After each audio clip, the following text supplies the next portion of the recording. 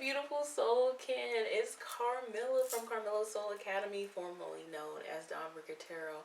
And I have been, wow, life. I haven't been around for a while, and that's okay because life has been life in a good way and in all the ways to help evolve and grow me. So I'm super excited about that and happy to be back. It feels good under this Aries full moon that we have going on today. I felt super, super motivated to get back into it, and I have been for a while. It's just, navigating and divine timing because we know a lot about that. So, yes, let's get it.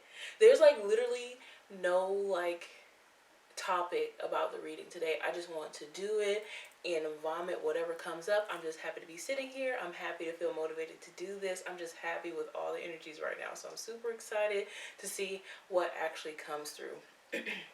Now, before we actually start to read the individual readings, there was definitely a message coming through for the collective that I've been kind of swimming in for quite some time. So I definitely want to make sure I get that out. And that message simply is understand that your process takes momentum, your process takes experience or, time. And they didn't really want me to use the word time because time feels like pressure and limitation. What they're trying to get us to see is that this is an experience, and time is just a measurement of experiences or the way that experiences go from one end to the other. That's what time provides for us, is that tool of measurement. What they're saying is we're stepping outside of time, so we're releasing concepts of procrastination. We're releasing concepts of planning in a sense that seems restrictive. And what they're doing is guiding us to step into heart-centered consciousness, which means when spirit moves, we move.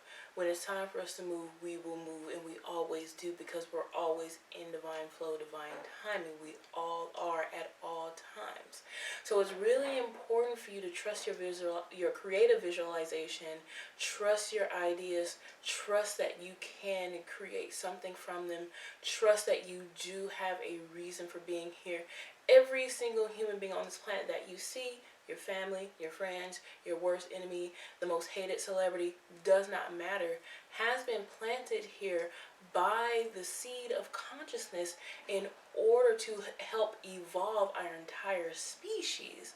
So this isn't about work and family or, I want to do better at this, I want to do better at that. It's not so much about that. Those are just things that keep our mind occupied and give our brain something to do. Because not only does our brain like storing information, it likes to analyze, and it likes to overanalyze, and it likes to analyze again. What they're really, really, really tapping us into is the frequency of abundance, the frequency of prosperity, the knowing that you're always enough, you always have enough.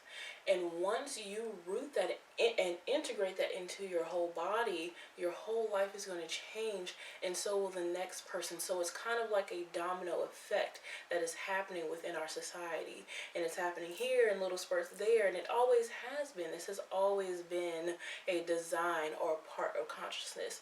So it's really, really, really, really, really, really, really, I could say really forever, important for us to know how important it is for us to love ourselves, for us to trust ourselves, for us to trust our abilities, our gifts, our talents, and to trust our gifts and what makes us us, our truest colors, what makes us us.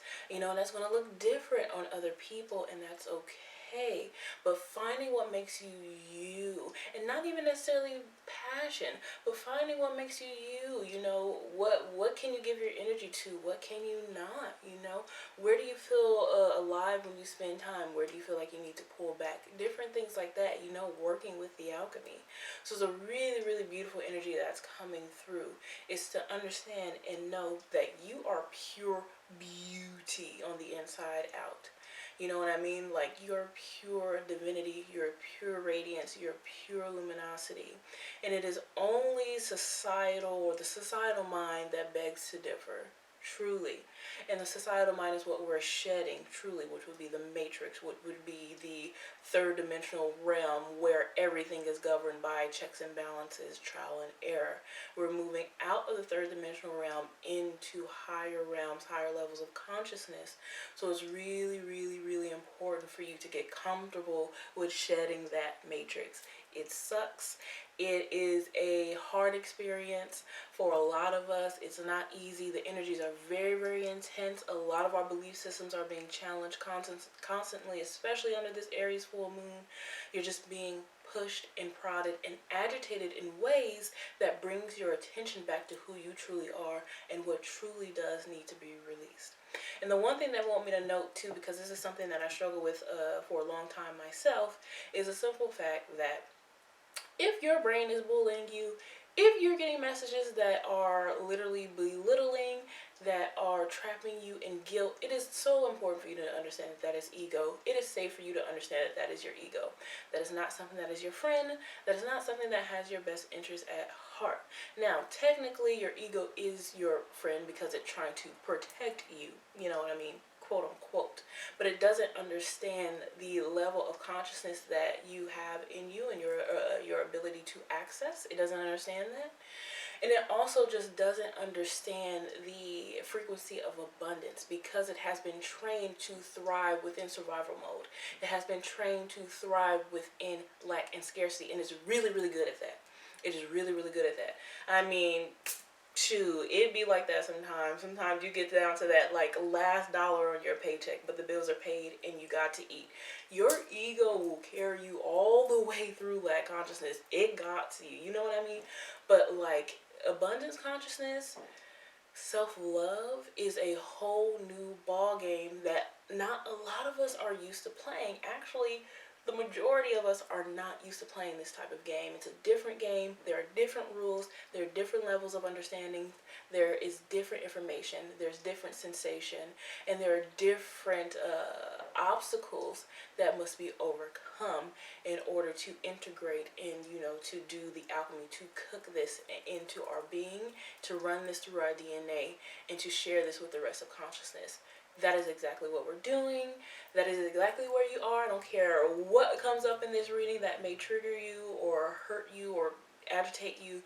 It is for the best and the highest good. And that's exactly why the world is the world. And it's shaping, you know, what we're experiencing and how we're developing right now. So really important for you to understand that. And again, remember, your ego is the voice that's saying you're worthless, you're useless, you should have done this, you should have done that. If it's speaking in past tense, it's your ego. You know what I mean? Like, past tense is definitely, that's how you can tell where it's getting its information, when it's kind of like past tense in that sense. Not when it's coming like ancient wisdom that you're integrating and embodying, but if it is judging you in a way that says you should have done this, you need to realize that that is your ego. That is your ego trying to point you at stuff in which your frequency or there was a misalignment, or your frequency was not compromised, but you felt something and you went this way. You felt something and you went that way. You felt something and you went that way. You know what I mean? It's just kind of like on either side of your decisions trying to tell you that because of XYZ, it should have been different. That is your ego, and that's how you know. So that makes it a little bit easier when you're kind of like going through life and figuring it all out. You're like, okay, I know I can do this, you know, and I know whatever happens is a part of the divine plan. And our human consciousness, our human brain just doesn't have full understanding of the extent of life and death and rebirth and love and joy and suffering, mainly because we're in our bodies to alchemize these energies and move our species into a higher level of consciousness, which once we, you know, hit these levels, we will get better understandings. It's just making sure that you're open to it, receptive to it. And I can tell you right now that every single human being on this planet is. Everyone, to some degree, is feeling this. And I tell you that this is a permanent shift. I wish I could just, you know, like take the energy out of my body and just hold it up to you and show you. But this is a permanent shift. It's just the time. This is just the time. You know, we've been going through this for lifetimes and lifetimes and lifetimes, and this is just a time for it to occur. And we're here, and we're doing our work. So, congratulations to you. Congratulations to the planet. Thank you all for doing the healing work that you're doing, the shedding. We are the ground crew. Earth bodies are the ground crew. We are the ones doing the very, very tedious, laborious work. Our ancestors, and oops, sorry, my boom went off. I was like, wait, our ancestors, the guides, everyone, they're helping us. They're supporting us from higher dimensional realities so that they are not earthbound and they're not so bogged down by the depths of emotion. We are bogged down by these things because we're going in and we're cooking, we're alchemizing them, we're exposing them, we're bringing light to them, we're bringing them up so that we can see that love was there all along. Love is always going to be there all along. So that's one of those things that is really important for you to remember. When you're living your everyday life, you're doing work. You are helping to transform the entire consciousness of our collective. And I know sometimes it may not feel that way, but I promise you that is the absolute, I cannot stress enough how absolutely true that is. So, yes, let's start with that. I know that was a little bit long, but I had to get that out. I had to get that off of my chest. So,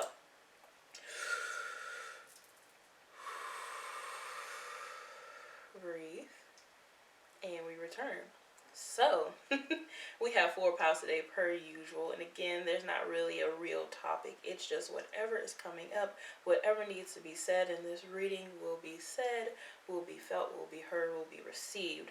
So, we have 4 piles. We have this beautiful piece of celestite for group 1, and I will do a little close-up on those so that you can see them.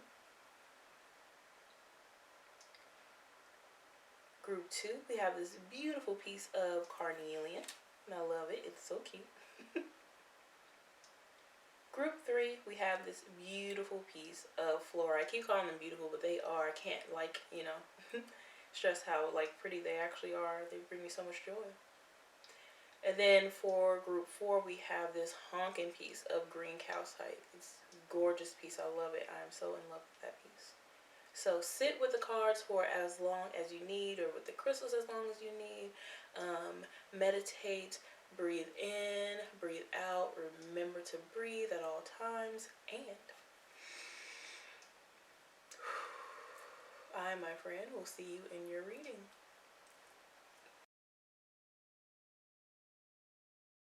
Alright, group 1, how's it going? And I didn't even mention in the intro because I'm so excited about the channeling that, hey, you can see my face. Usually I do the readings, just with my little hands. But I just feel really good about sharing, my energy with you and, having my face in them. I did that little update video where I talked about that too. And I feel like it's just really important because I'm so animated and because I do, I just feel my aura in such beautiful ways. I feel like it would be a disservice for me not to share that just because of fears or insecurities that I may have. So, super excited that you get to sit with me. I'll try my best to show the cards. I will. But I'm kind of far from the camera, as you can see. But we'll try. We'll do our best. Let's have some fun. So, group 1, for all of you who chose the beautiful piece of celestite. It's yours. You communicating with angels, of course. This will be your message for today. So, let's see what is going on. Let's just, the hermit just, whoa. The hermit flew out of the deck so fast. That's funny. I love it. I'm not even mad. The hermit's like, I am here. Ooh. Whew. Okay, so the hermit is actually, what's funny is there's a song coming from the lantern, and it's Didn't You Know by Erykah Badu. I would definitely, if I was you, sit down, breathe, and kind of just listen to that song. Do something to prepare your space for it. So light a candle, incense, breathe, sit with the song, even look up the lyrics if you need to. But there is a deep self-reflection going on here with group one, because you're realizing the capacity you do have to love yourself and actually transform your life, to where it's almost kind of scary, because you understand the power of manifestation. You understand the power of manifesting your reality and what you need in your reality.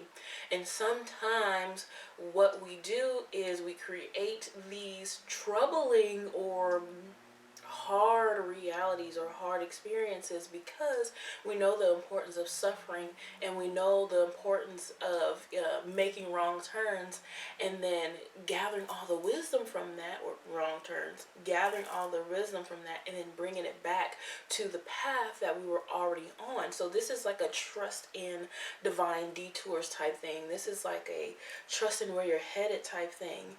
And it's like he's traveling like at a slow to moderate speed, because what he's doing is allowing this process, or what they're doing, the hermit in this card is allowing this process.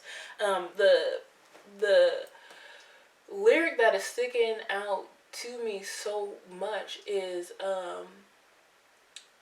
I'm trying to decide which way to go. Think I made a wrong turn back there somewhere, from the song Didn't You Know?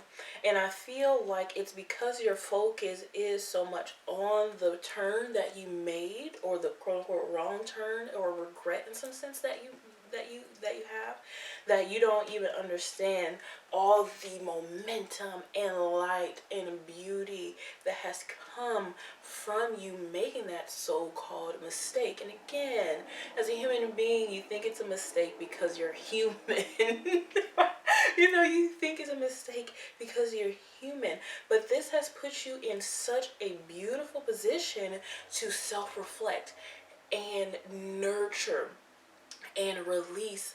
And I just see, like, I feel like my body's like a sponge, and I'm just like cleaning something, and then I get rinsed off, and I'm squeezed, and I go back and clean something again, and then rinse off, and I'm squeezed. I feel like that has been your reality, that has been your experience, and that has been what you've been creating in order to facilitate and hold within your body a higher level of consciousness, so that you can help others find their way.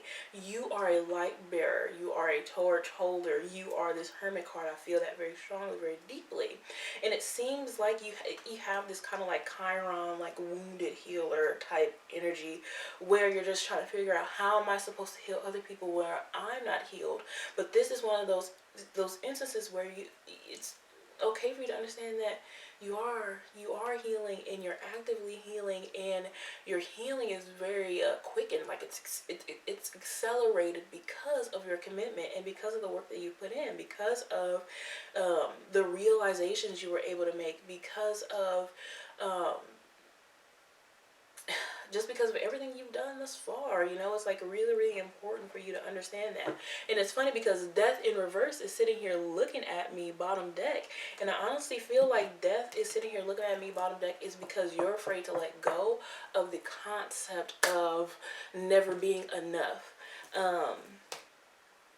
For some reason, you just have a huge fear of letting go of the concept of not being enough, because for some reason you align with it and you're like, yes, because you understand that other people feel that way as well. But your greatest resource is knowing that you're enough. They want me to say that again, group one. Your greatest resource is knowing that where you are right now, and it doesn't matter what unfinished projects you have, what challenges you have, what you're worried about tomorrow, and what happened 2 years ago. It really doesn't matter, because all of these little things have come together to create a reality that has furthered your advancement. Yes, it has come, you know, like all these different points, the ups and downs, the highs and lows, which is something you always hear about, you know. We hear this all the time, of course.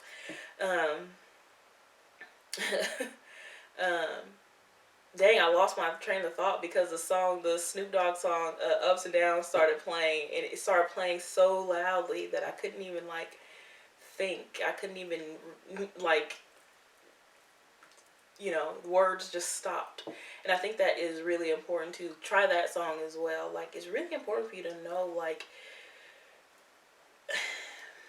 you've done a lot more work than you are willing to admit, just because you haven't really reached the, they're saying epicenter, epicenter of your reality.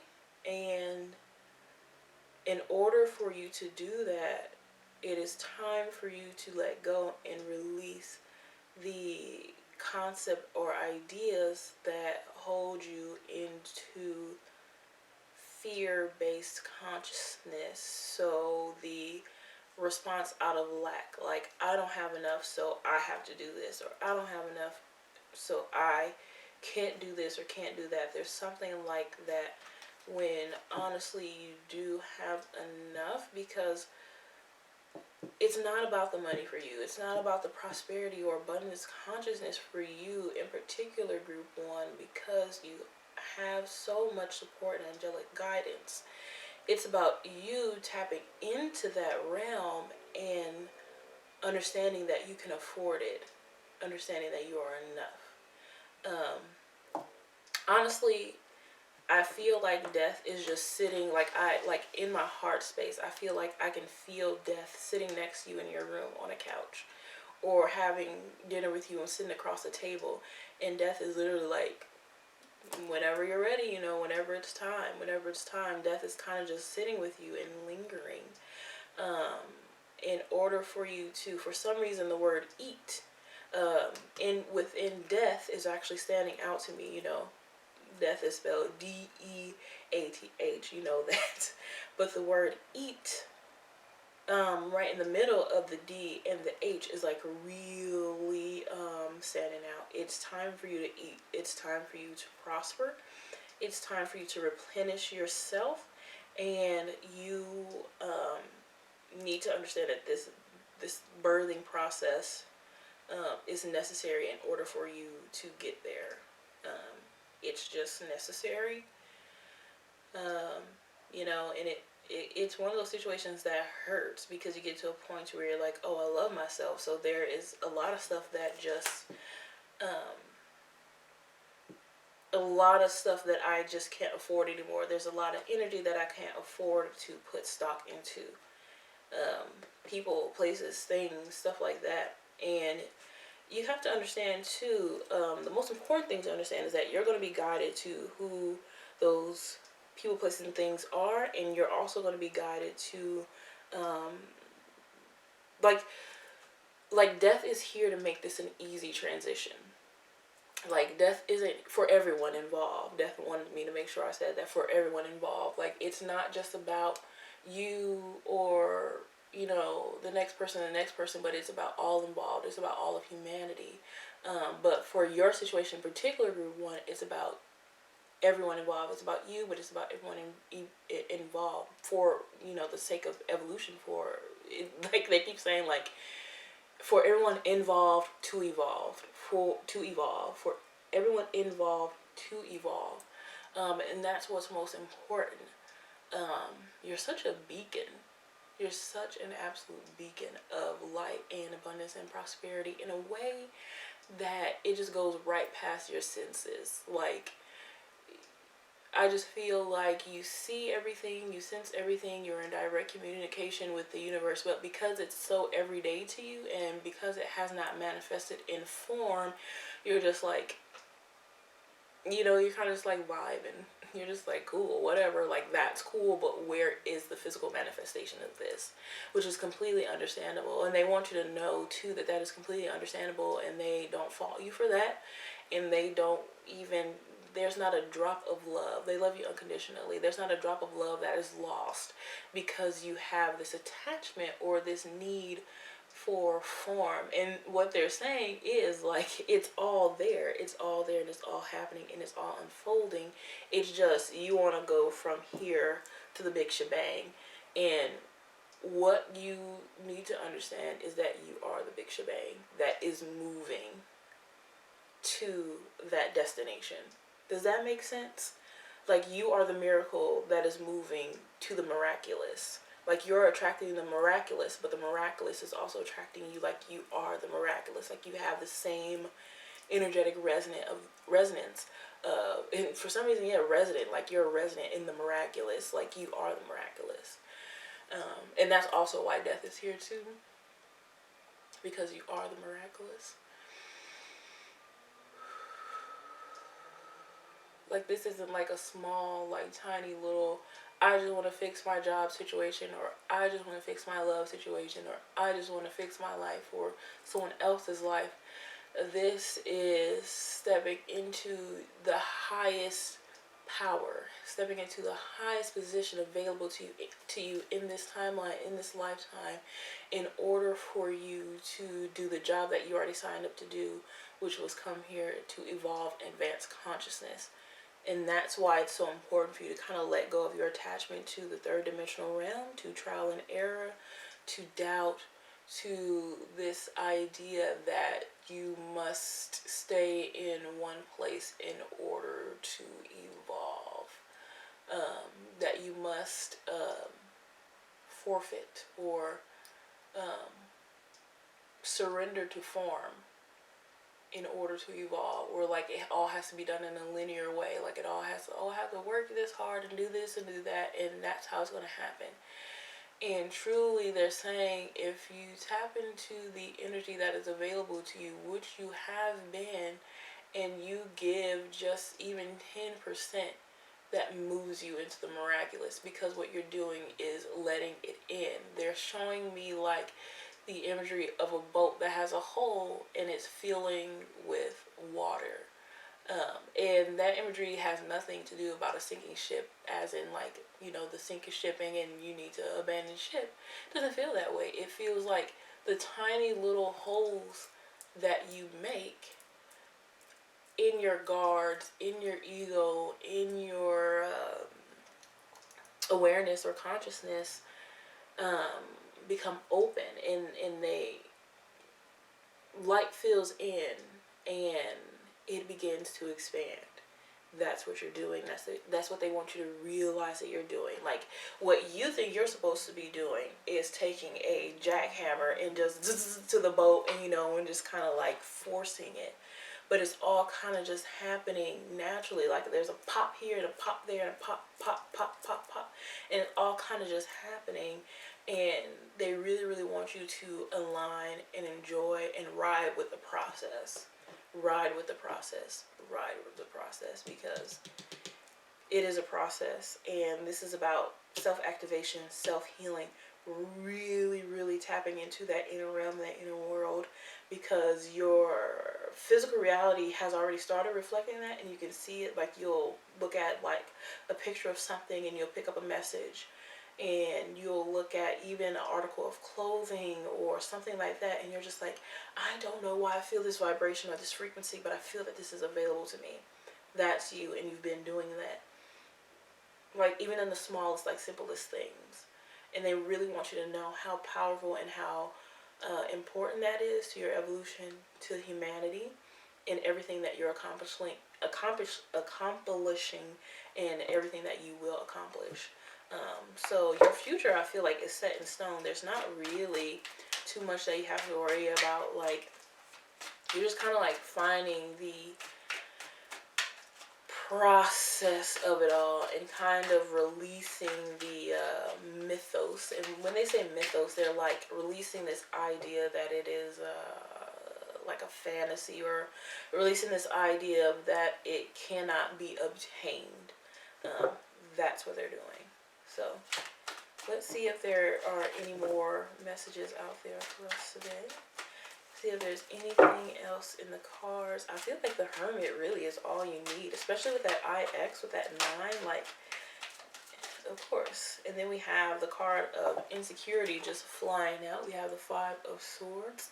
And I feel like with the 5 of Swords, honestly, I used to like hate getting this card, because I thought this card represented like me still being insecure, and me still being like blah blah blah, you know, like me doing something wrong or doing something bad. And in reality, what's actually happening in the Five of Swords paired with this Hermit card is you actually have defeated this egoic energy. So what's actually interesting here, and we have the Tower out here bottom deck for this portion too. What's interesting here is you probably can't see it so well, especially since it's so far away in the smoke, but the Hermit, the older gentleman here, this used to be him. the guy in the Five of Swords holding the two swords, you know, with the defeated people in the background, they have the same energetic frequency, like they're the same person, like they you know, this is his younger self who has become a higher self. And that is what's happening. You're going from this insecure, or not even insecure, but lack-based consciousness into this fullness, this understanding, this wise one. That's what's happening. That's kind of the convergence that's happening, and that's why this does feel so particularly challenging. And we have the Tower showing as well, because what's happening is this person here, their ego is breaking down. Like, not even necessarily like their ego, but the walls and the guards and the things that they put up to perpetuate and justify their lack consciousness and their trauma, their insecurities, etc., and their behaviors that are unaligned with the new frequency. All of that is falling away, and it's challenging, and it hurts, because you have to, like, you have that like the Hermit, you have that self-reflection when you're just like, yeah, and that's where the ego is so important, because the ego will come in and, you know, and point you at stuff that you know, you think is wrong, you think is right, you think is wrong, you think is right. So the ego actually does help you sift through those things, but the ego also likes to attack, and the ego also does not want you to leave this palace. And that's what's so important to understand. The ego wants you to chill out in here and kind of like vibe for the rest of your life, and in something that is seemingly structural or seemingly the same, like it's unchangeable. And that's just not what is happening. And the Queen of Cups is right under that too. Just confirm that movement, that flow that you're stepping into. Honestly, I don't feel anything like particularly like shocking. There's something mysterious about the Tower card, but honestly I feel like there's nothing like particularly like, oh, like something that you didn't already know, but it feels more like an epiphany, more like a realization, more like a understanding, like a deep-rooted understanding of like, ooh, I feel that. That's how that feels. That's how the Tower card feels to me. If you believe, if you believe that, you know, the Tower card feels something different, of course, go with what you feel. But what I feel, honestly, is just like a deep epiphany, a deep realization. There are going to be brighter days. You know, every sinner was a saint, every saint was a sinner, and that's exactly what we have happening between the Hermit and the Five of Swords. The Hermit used to be this guy in the Five of Swords card, you know, and he, in this card, he probably had no clue that he would end up there, you know, in self-reflection and actually working through deep, I was going to say emotions, but they said information, deep information like guilt and grief and, you know, insecurity and clinginess, our desire to cling to things that feel safe, and to kind of let that go and allow that process to kind of walk through that cold snow, you know, and walk through that process and really feel it all out is not the easiest task in the world. So it's really, really important for you to understand the process that you're undergoing and what you're doing, because it's a beautiful, beautiful thing. If you went from this Five of Swords to just the Tower and then all this, you know, like hysteria is a thing, panic is a thing. It would have overwhelmed you, and it's interesting that they're saying it that way. It would have overwhelmed you, and they're saying it that way too, just so that you know that you have already done the work. Like, there's a reason why the Hermit kind of shot out like that as the card of 9 as well. Like, there's a reason why. Like, it's really important for you to understand that if you would be at the realization that you are now, then you wouldn't believe it. You wouldn't have integrated it. You wouldn't have been able to receive it. And it was always available for you there that whole time. You just couldn't receive it. You couldn't see it for yourself because of the person you have been, and because of the way that weight and that pressure weighs on you. But that weight and that pressure has helped to transform you, which is a beautiful thing. And I know a lot of people don't like hearing that, but it's true. It's true. And the more we allow abundance consciousness into our safety zone, they're saying, into our safety zone, the more that we can understand that not only for ourselves, but for other people, we can offer that frequency to the ecosystems that we occupy. So, yeah, let's get into just the little oracle cards that I have show out here. Just some stuff from my higher self, some messages that I've channeled on cards. So your first one is King of Swords. Of course you have the King of Swords with control, reserve, poise, position, and mental resonance. Get that through your mind. They really, really, like, of course you would have the King of Swords here with the Five of Swords. It's like your higher self is the King of Swords, and it's really trying to get you to figure it out or feel it out. Like, really get it through your mind that you're okay, and that, like, it's important for you to kind of like put some pressure or press upon the idea, or find solace or safety in the idea that you've done enough and you've done the work. And basically, I don't know why the word poise, but basically it's up and bright from here. It's upright and bright from here. Really, like, there will be a brighter day. There will be. And the way that may unfold may be not what you expected, or in a way that may be so beautifully joyful that you don't even understand how to fully receive it. But there's an overwhelming amount of love streaming into your consciousness at this time. And it's really important for you to start letting that in, because when you let that in, you let that in for the people around you as well. And that is really what's going to solidify the jump in frequency that you're experiencing, and really keep you in grace and in the flow of all things that are happening in and around you. So that is what the King of Swords is saying. It's just like he's like young one, like teaching the Five of Swords, like young one. You don't understand, like you don't understand what you do at this time, and how important it will be to you in future times and times past. Which is funny how he's doing both of those, both ends of that spectrum. So I love this. And our next card is, we have the Devil. I need to say, I trust my heart as I acknowledge habits and behaviors that are no longer good for me. Boom. What else do I gotta say? That's exactly what we're saying here. Oh, let me show you the card too. So it's like handwritten, so it's not like easy to read. And I just made the colorful Joker in this deck, the Devil, and then the King of Swords as well. So again, hard to read, but I want you to know that at least you can see the cards. So of course, exactly. And like I was saying, there's just this death is sitting at your table, kind of waiting on you to kind of let go of this addiction, or the nutrition that you gain from your,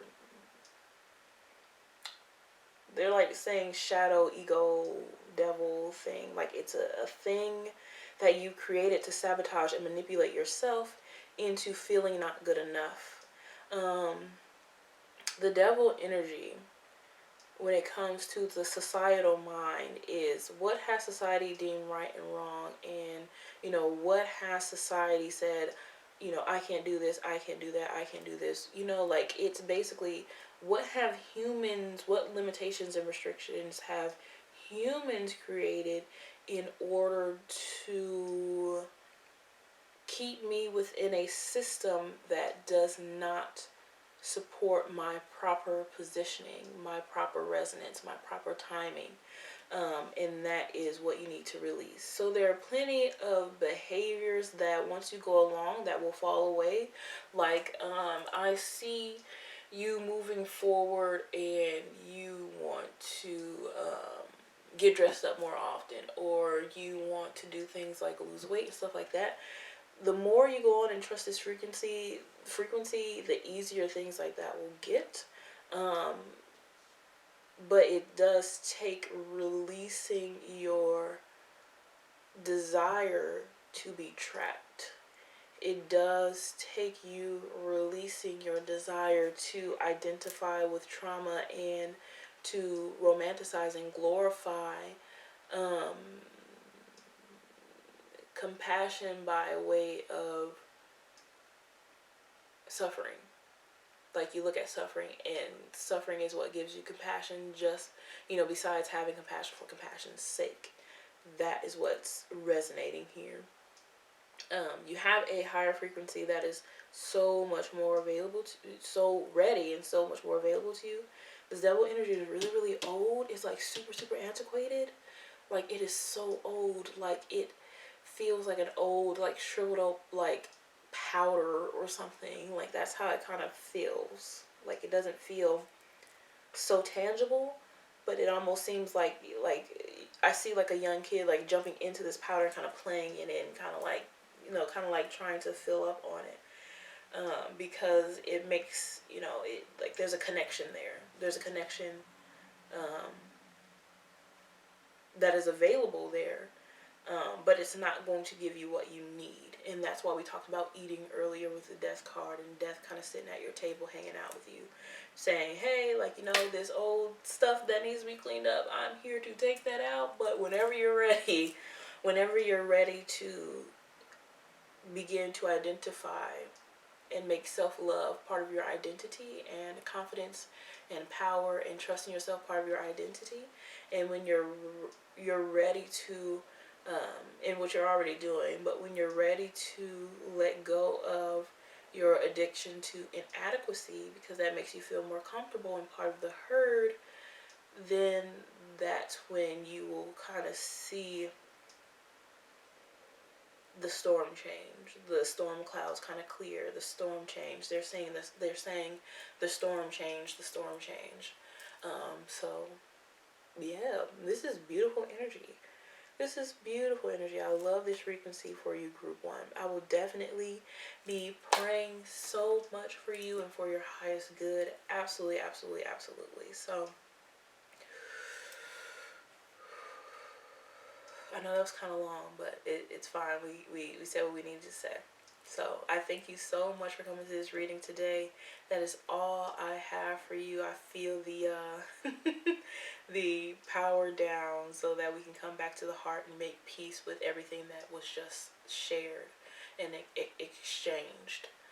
So I love you so much. I will be holding you in the highest regard. I really, really hope this message resonated. If it did not, that is okay. Take what resonated and let the rest fall away. It will be there in time for you to receive it. So, thank you so much. Bye, Group 1.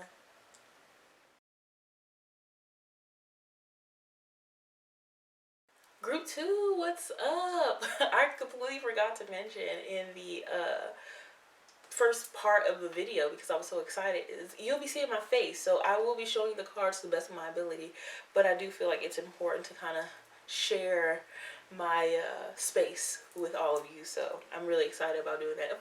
I feel like I've mentioned that a lot, but it's really vulnerable for me, so I'm super excited to be doing it, but also like yay, hi. So hi, Group 2. For all of our friends who chose this cool ass piece of carnelian. At first I wasn't gonna curse, but I was like, I have to curse. It's a cool piece. Do hope you can see that. Let's get into your reading. So I do feel like it's going to be on the back of Group 1, but let's see. I do feel like there's a shared like resonance here. Had to use a little smoke in the cards. Alright. What is the message we'll be sharing with Group 2 today?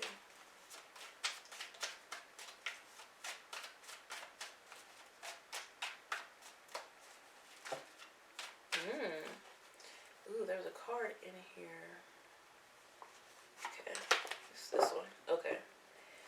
All right. So the two cards that flew out is the Emperor. Okay. And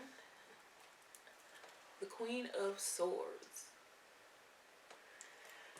All right.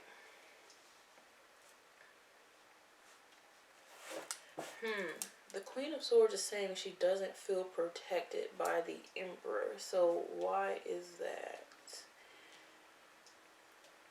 Okay, that makes sense. It's because the Page of Cups is in reverse. There's something here about the Emperor not protecting the inner child of the Queen of Swords.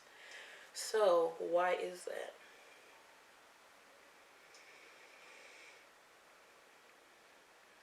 Oh, wow. Okay, okay. I'm sorry, they're like talking to me. I'm having a conversation with them, like, what's going on, guys? And like, I have the realization, like, oh, that's what you're talking about. So, what ended up happening here is this person, the Emperor person, this is all internal. So, this is the father, the mother, and the child. And there are people in your life who almost like people, like there are groups of people in your lives where it's just like you can see all these people as holding the Emperor type energy. You can see all these people over here holding like this Queen of Swords in reverse type energy.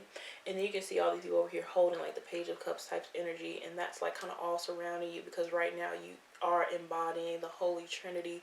You are embodying the fullness of being tapped into the mother, the father, and the child by way of and for the connection to a higher being, a higher consciousness. But they want me to say being.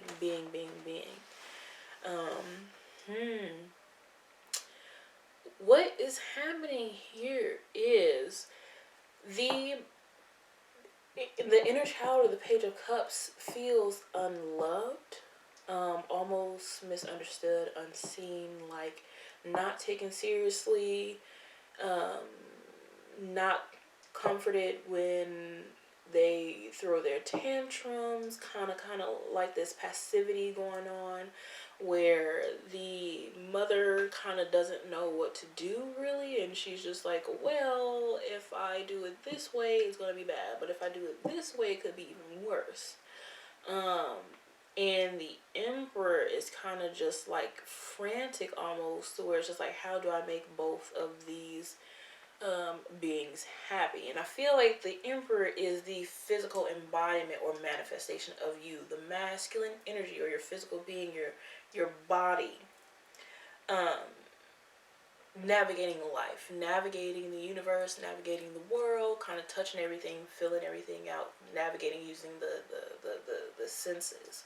And you've built a lot of power doing that because you understand the importance of time, you understand the importance of protection, connection, leading, you understand the importance of battle, survival, being ready for a fight, courage. You kind of understand those points really, really well.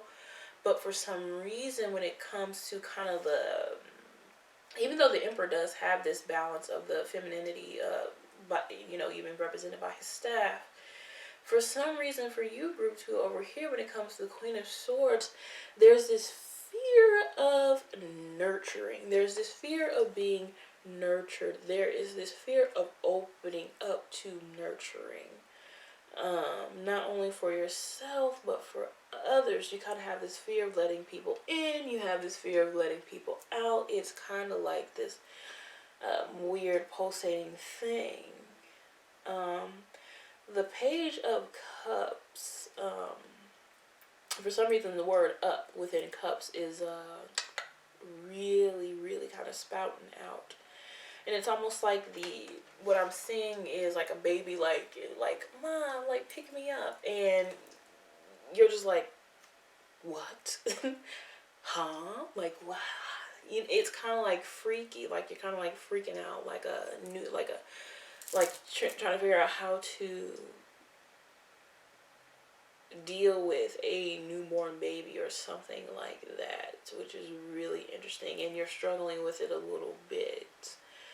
And what I see this is you've been birthing this new frequency, you've been birthing these new ideas, you've been birthing and putting stock into another level of consciousness, more of an unconditional love,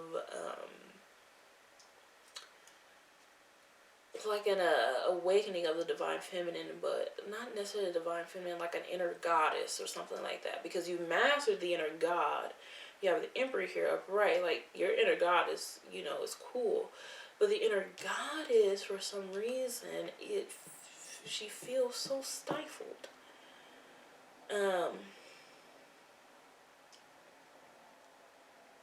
And there's something important for you to just kind of like sitting with that, like knowing, like holding that as part of your awareness is really important.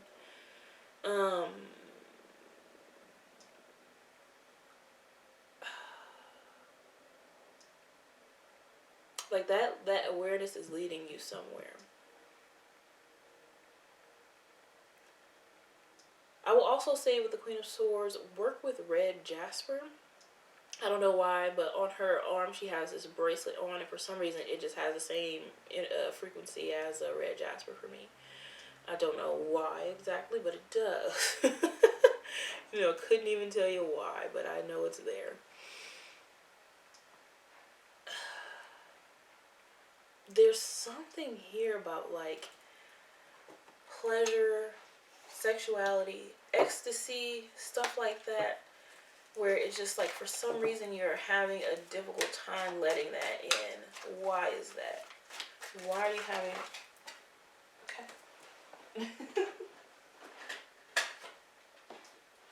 Okay.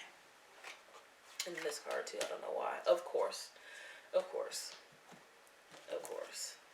So you have the High Priestess, which is funny because I was going to say the Queen of Swords is the...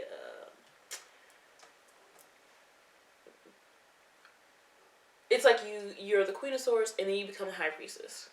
That's what's happening. The High Priestess is the Queen of Swords exalted.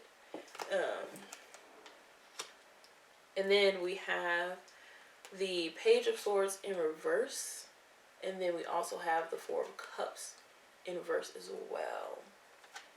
And yeah, now I understand a little bit better. So this is definitely about, it is funny because someone said this to me too, but this is definitely about like inner goddess restoration. This is about you knowing your, like, there's so much that they're saying. Like there is an inner mystery, a mysticism, an attraction that you naturally carry. There's a magnetism to your soul, your body, your essence. People are naturally attracted to it. It's delicious. It's like very yummy. I just, the pomegranate for some reason from the High Priestess, it's just like I could taste it in my mouth, and it tastes like a sweet wine. It tastes like a very sweet wine. I just feel like I need to go like I feel like I need to go eat some cheese and grapes with this or something like that. It just feels very sweet, and like I feel like when I tap into the energy of the High Priestess in this reading specifically, she feels very sensual and sexy and seductive and powerful beyond belief. She feels like magnetism, like there's nothing in this world that she could not have. That's kind of the energy or the frequency that she's holding. But there's some drama coming in, and the drama is coming in because the drama gets there for some reason. When you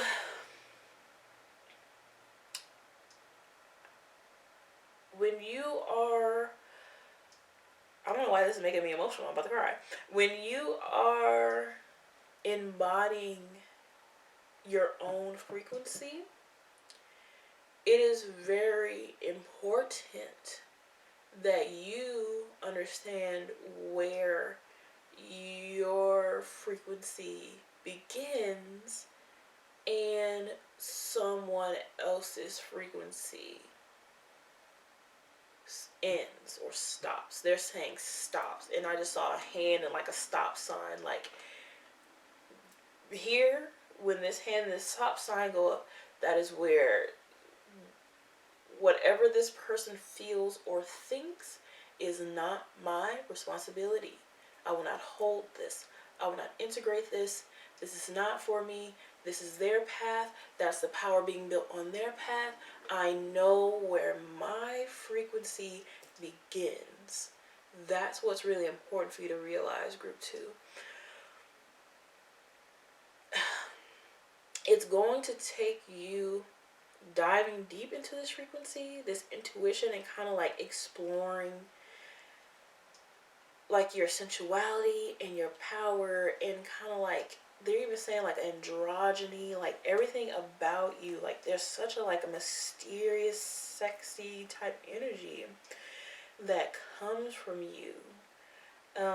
And you're ignoring that, and this is part of your true color. This is part of your true frequency. You need this in order to live sustainably in this lifetime. You're not going to thrive without it. This is why this Page of Cups energy over here feels so dry. It feels so starved and neglected, because there's this inner woman, this inner femininity that's just refusing to be embodied, because you feel like you need to dress, and they're saying sign up.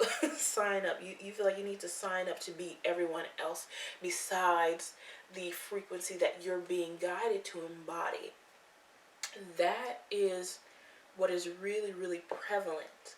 That is why we have the Four of Cups out here, because of this ignoring type energy. And it's in reverse because it is so readily available. Like, I honestly feel like you could have a thought and you can completely just shift it in an instant, in a second. If you hold it, you trust in it, and you believe in it, and you hold it and you let it go, and you accept it. You know what I mean? It's just this Page of Swords is kind of like a challenging aspect, or like they're saying a debriefing, like a debriding almost is what they're saying, like debriefing, debriding. And of course it's so that you bring your awareness to it and move this energy out, so this High Priestess energy can come into.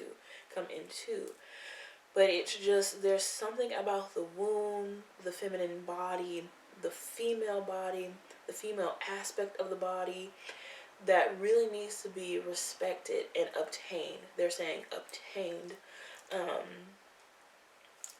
That is really what's happening. It's just like there's nothing, like I feel like I can take the Emperor, put him over there, he's fine, let's get down to business. You know, like kind of like that's what it feels like.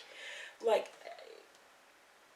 it honestly does. It feels like the Emperor energy, you're done with that. You've mastered physical reality. You got that. You're good. Like, you get it. But it's with the intuition and with the attraction, the magnetism, the calling into the creation, momentum, and part of it is kind of just like, you know, it like needs some work. It needs some assistance. It needs some debriding is what it needs. And that's kind of what is happening. And when you go back and forth between what to do, that's kind of like your telltale sign to tell yourself, hey, like, I'm not feeling protected by my own inner masculine. I don't feel like I can protect myself or trust myself. So what the Queen of Swords is helping you to embody is like authenticity in a way that is nurturing and nutritious for you. Like, I feel like I'm like pulling seeds out of my mouth. Kind of just like spitting up a whole bunch of like pomegranate seeds, you know. That's kind of how it feels. It's kind of like just like, it feels like it's time for you to kind of like eat from, you know, this place, kind of like this underworld, but not necessarily underworld like some awful place. You know, the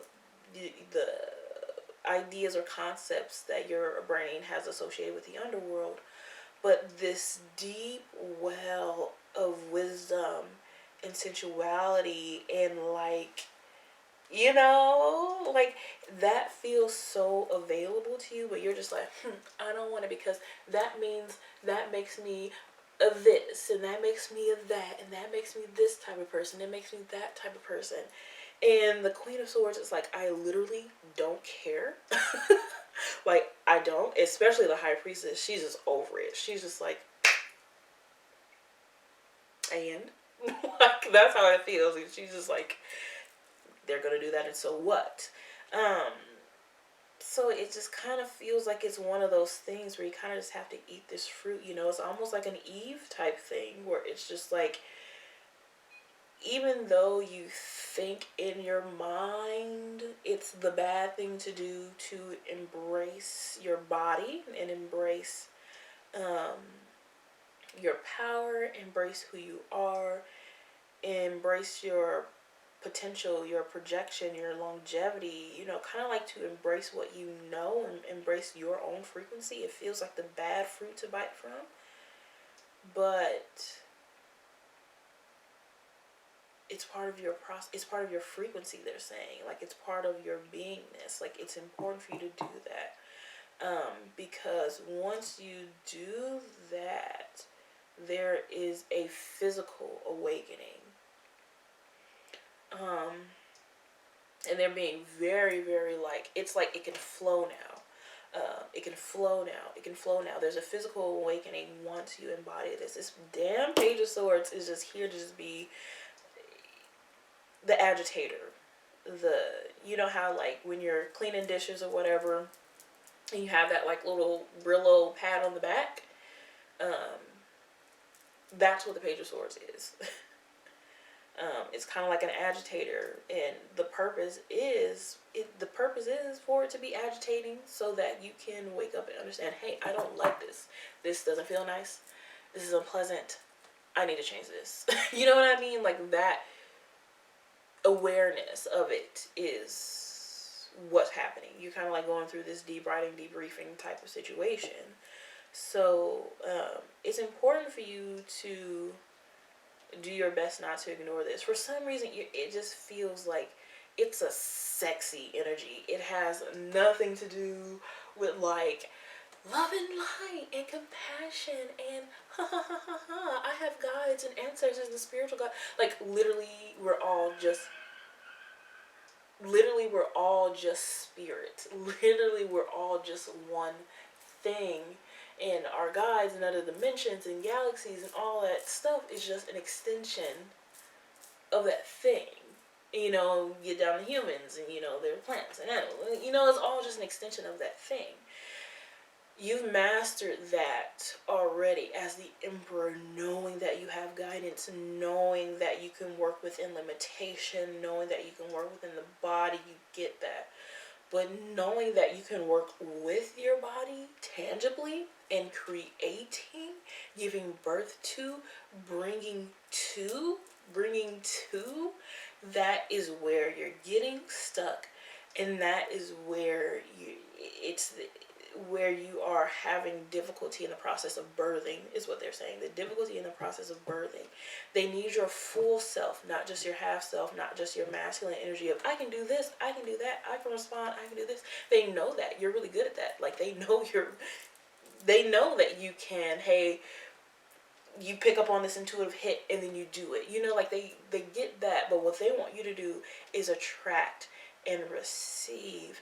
And they want you to do that based on your deepest, and they're saying say darkest, but quote, darkest desires. Like, act upon your ecstasy is what they're saying. Act upon your sustainability. What will bring you love? What will bring you pleasure, deep pleasure in the body? Ecstasy. They're really talking about, like, you know, like really getting in there, you know, like, which is so funny, but they're really like,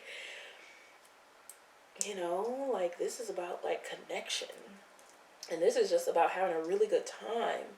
and enjoying your life and having really good sex and really good like electric connective moments with, you know, both romantically, sexually, platonic.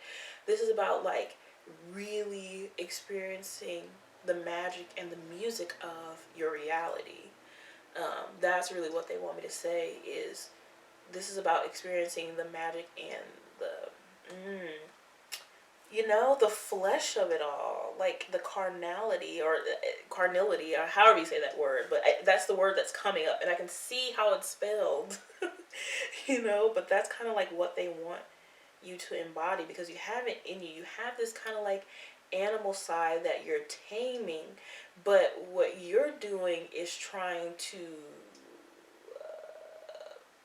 take the wildness out of the animal. You know, it's kind of like the strength card where, you know, you see the woman like kind of closing the mouth of the lion, and the lion is like, hey friend, and licking her hand and stuff.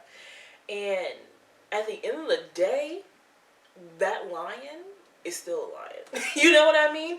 Like, that lion can still rip your face off. That lion can still run free in the Sahara. You know what I mean? Like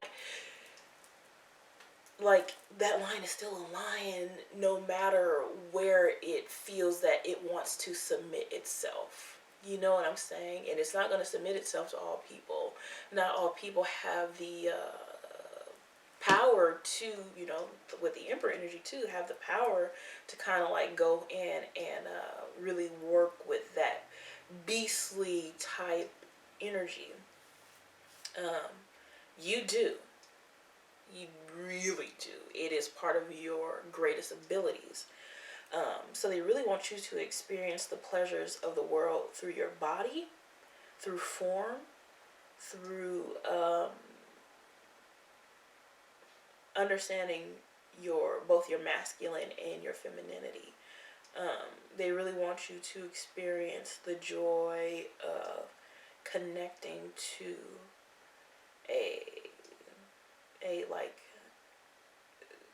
connecting to divinity in form, and that's only going to happen through balancing, and that's only going to happen through honesty. And when we work with swords, we're working with the crown chakra, we're working with, you know, not the crown chakra, the throat chakra and the solar plexus. When we're working with the sword energy for me and my resonance. So it's really about getting true about what you're really seeking, about what you're really desiring, and not putting those desires on the back burner per se, because you think that you will be an incomplete human being if you experience these things. Does that make sense? Yeah. Because, like, to be fair, we all experience these things. We all experience, you know, we all want to experience these things. Joy, pleasure, fun, ecstasy. We all do. But for you, for some reason, you think that because you realize your divinity and your divine nature and your ability to do and your ability to produce, you know, or be part of the collective good, you think that these things that you want, the fleshy desires that you have, are part of the collective bad. And the understanding is that there is no collective bad. The collective bad is perpetuated by us. The collective good is perpetuated by us. We call in what we need in order to feed ourselves, in order to feed our souls, what will be nutritious for our learning and our wisdom and our souls. And right now you're calling in these very sexy, like sensual energies to help build your confidence so that you can begin soaring, is what they're saying. This bird that's on the Queen of Swords right above her head, like popped out, like kind of like jumped off of the card. And that makes sense, because it's like you will begin soaring once you realize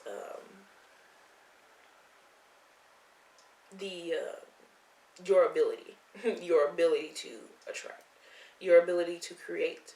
And it's really just an ability that's lying there, that's kind of just waiting for your higher awareness of it. Of course, with the Page of Swords and the Four Cups in reverse, it's just there waiting for your higher awareness of it, and to put it in motion, to trust that your the Emperor energy that you have is available to stand up for your right to be as you are. Stand up for your right to be as you are. And once you do that, that Page of Cup flips and it flows. It immediately. It just flows immediately. There's a song that's coming up and it's really sexy and sensual. I really like it. It's a song by Shugar, spelled with an H. Shugar. And it's called Dance with the Devil. And it is a remix of her original song. I forgot what the remix is. She has an original song called Dance with the Devil, and there's a remix. The remix version is really like sexy and hot, and that's the song that's playing for me right now. And it's like very, very seductive and like deep and like mysterious and dark. And it's not dark like, you know, like the way that we think of it. It's just fun. It's the mystery. It's the surprise. It's the hunger and the wanting and the desire that makes it so worth experiencing. And I feel like once you get comfortable with that frequency, you can really tap into the joy of what you've been creating thus far, honestly. And what you plan on creating next, they're saying. So it's just like, it's such a sensual, sexual, like amazing energy of just straight power and confidence. And just like Aaliyah from Queen of the Damned. That's the type of energy that, and it does not matter your gender, however you identify, however your body is set up. You know, this frequency is for everyone to embody. If you only embody one and not the other, you're going to be incomplete. And wholeness is the goal here with you. So yeah, this is a sexy, delicious frequency. Like for some reason you just have this idea that you have to be like, you know, modest or whatever because you've seen other cultures do it, or there are other people in your lives who are also really high frequency, and that's where they resonate. But that's not where you resonate. That's where their frequency stops and yours begins. Now you're gaining what you need from them and the understanding that you need from them perfectly because you resonate. And it's important to realize that you just resonate, and that's beautiful. But there are some parts where, like a beautiful tree, you know, or a plant, where there'll be like two, you know, there'll be a leaf and there'll be like a leaf growing off, and then that leaf kind of branches off and goes and does its other thing, and the other one kind of does its own thing over here. Especially with my little philodendron golden goddess over here, you know, like leaves do that all the time. So it's really important to understand like the branching of it all, where, you know, one branch goes this way and one goes this way and one goes that way, you know, like that's the energy for you, is to respect the branching and kind of like do away with this Page of Swords energy, not as in getting rid of it, but accepting that you, as the embodiment of the Emperor and the High Priestess, can understand where to kind of cap other people's energy, and that's where you create a boundary, and that's where you say, I love you and understand you, but I detach. You know what I mean? Universal love is where you detach, understanding that you're all part of a supreme being, that we're all part of a supreme frequency, and that you have your own energy to embody. You have your own expression, soul expression of the frequency of spirit to release into the world, and that's going to look it's going to look different on other people than it does on you, and that's okay, you know. So definitely work with your body, definitely work with your sensuality and like who you are. Like I just feel so like snaky and like ooh, like it's such a strong sexual kundalini energy that kind of like comes from the like base of my body, and that kind of just like rises up, and it's just like full of power and like, you know, like look at me, you know, it's good, it's delicious, I love this is awesome. I'm here for this. So yeah, group 2, let's get into the oracle cards that you have for today, which are just cards that I have written on, messages from my higher self. So let's see what they have to add to this energy. Your first one is you have the Ace of Pentacles with step out of lack and tend to your garden. Exactly. So while the Emperor is protecting you in the garden, you tend to it. Tend to your body. Tend to the material things that kind of like make you happy. Bring things in your life that induce ecstasy and joy and pleasure and just spice your life up. You know what I mean? Like that's all that is you tending to your own garden. You know, the pomegranate garden that you have back here. And really enjoying it, enjoying the fruit of your labor, enjoying that ecstasy, enjoying that pleasure. They keep saying the word ecstasy like a lot. Like a lot. Like they really want you to understand that this is more than just like you're gonna have a good time. This is like a deep, like, oof, like, whoa, that's delicious. So your second card is, oh yes, I knew this card was gonna come out. I need to say, pain plays an important role in the healing process. I allow myself to crack open in order to heal.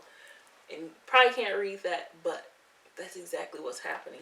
And I love that. I love how that's coming through with the Page of Swords, because that's where you're getting stuck. It's that I need to have compassion. Like, like it's that place where you feel all this pain and this, like, I should do it. Maybe I shouldn't because this person does it this way. You kind of like create all these like little mental traps for yourself, and you're kind of like running through this maze, and you are putting so much weight on other people's extensions of reality that it's causing you pain in a way.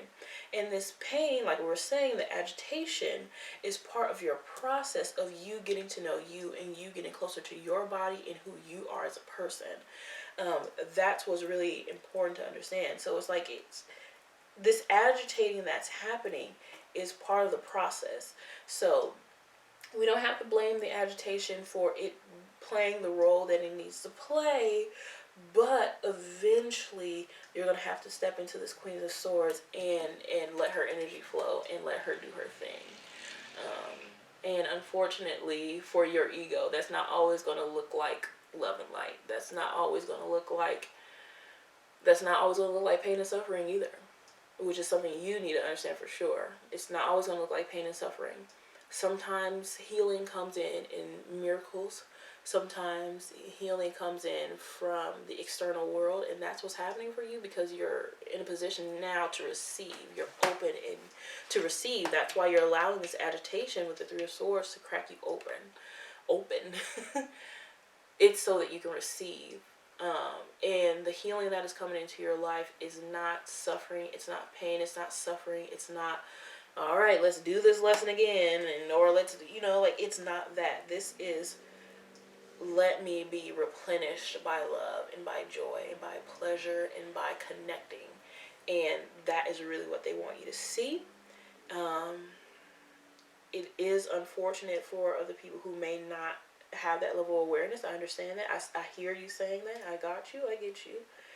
But this is about you. This is about you coming into your highest level of reality. And you're just not going to do it without this High Priestess energy, without this Queen of Swords energy. The Queen of Swords energy is what you have to embody first. And it's where you are. It's what you're embodying. And the Page of Swords is kind of agitating that. Once you really embody this Queen of Swords energy and you're not afraid to be a bitch, you're not afraid to be disliked, and you can drink and find pleasure in like the pain and hatred of it all. It's a divine awakening. It's a divine awakening. And that's what they keep saying. It's a divine awakening. It's time.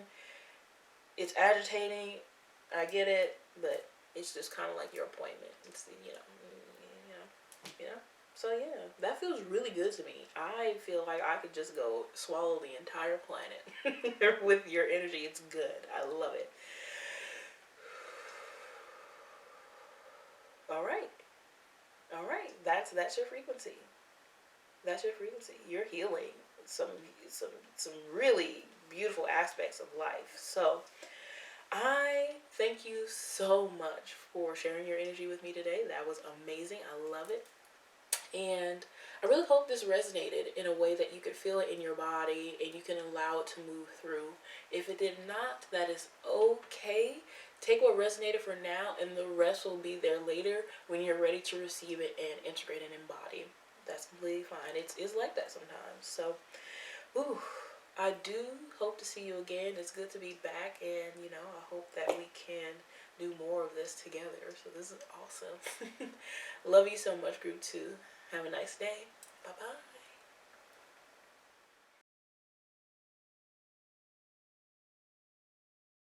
Hi, group 3. I actually had to grab my little Sasquatch for your reading. I don't know why. This is Humphrey. And me, well, not me, but we all and group 2 were talking about inner child and some kind of like being like yourself type of work. It's a lot more than that, but for some reason that was coming up, and now I feel like Humphrey needs to be part of this situation. So here he is. I'm excited about that. I love him, and he helps me with self-soothing and you know, you know. So anyway, yes, I did not mention in the intro you will be seeing my face today. Not so much the cards, just because I feel like the energy is just there, and that's just what I need to provide today. So that's what I'm doing. So let's get into this. There's no topic. It's just whatever comes up that needs to be addressed will be addressed. So for group 3 who picked this pretty piece of fluorite, you probably can't see it that well, but it's actually a really cool piece. Ooh. Shutter reach. Okay, cool. It's a piece of fluorite. It's gorgeous. This will be a reading for today. So let's see what we got going on. I have to take some time out and kind of like breathe and kind of like reposition for your reading.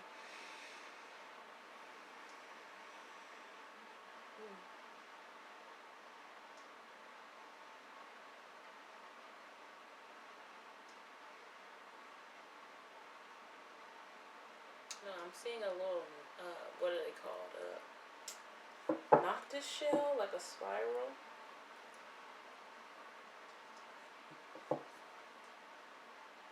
And I'm also hearing that song lyric from, what is the song called? Laterals by Tool. It's the overthinking, overanalyzing separates the body from the mind. And I just see like this little shell, like the nautical, but it's almost like what do they call the ammonites? The little pretty shiny fossils that they find in Canada. One of those too. I'm seeing that. There's an energy that you're receiving from that spiral, but also that like fossil or that I don't even know what kind of like animals they are, from that like species, the marine animal, because my brain is like blanking on what they are. Like all I see is the shell and the colors. But yeah, I just see it like swimming through like the bottom of the ocean, and it's just like, I don't know, like providing you momentum or power, some type of energy, but it's also helping you, like it's pushing you through a mental cycle. Like it's definitely pushing you through a cycle of the mind. There's some type of like little game you're playing. The Queen of Cups freaking shoots out, of course. And we have the Nine of Pentacles that also shoots out. And there's one more card in here. You have the World, of course. So we have, what the heck? This music is crazy. These music messages are crazy. We have the Queen of Cups and the World in reverse. And the World does not want to be in reverse at all. The World is kind of like upset that it is in reverse. But we will check in with the energy and see why, because there's a message there for it in reverse. And then we have the Nine of Pentacles upright. And then, of course, bottom deck, we have the Five of Swords. I mean, we have Five of Swords earlier, the Five of Wands. And it was really, I haven't really been doing bottom deck. I guess I have been, but I haven't really been doing it consciously. But it was like so important for you to understand, or for you to see that the Five of Wands is here. And for some reason, the Five of Wands is very predominant in your reality, like, is very, very important. Okay, this does have an energetic frequency with the group too as well. There's definitely a shared frequency here. Ooh. Ooh.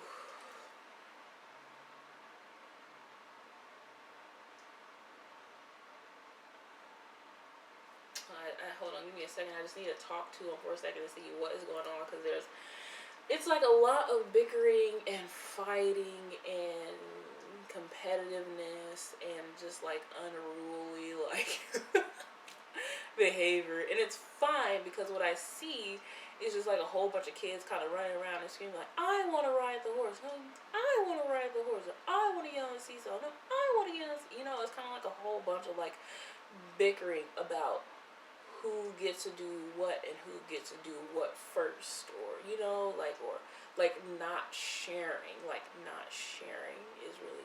is what's really coming through.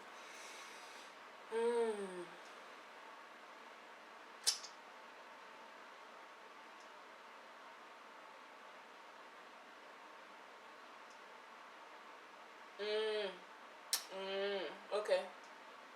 Okay. Okay. That makes total sense, because we have the Nine of Pentacles here, and she has all these fruits in her garden, and she's chilling, but there is a issue here of sharing.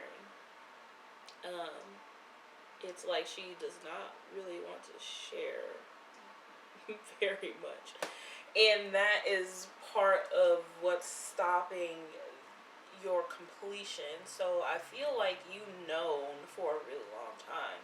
They're saying for years now, for 2 years, for some reason for 2 years, the number 2 is coming up very prominently.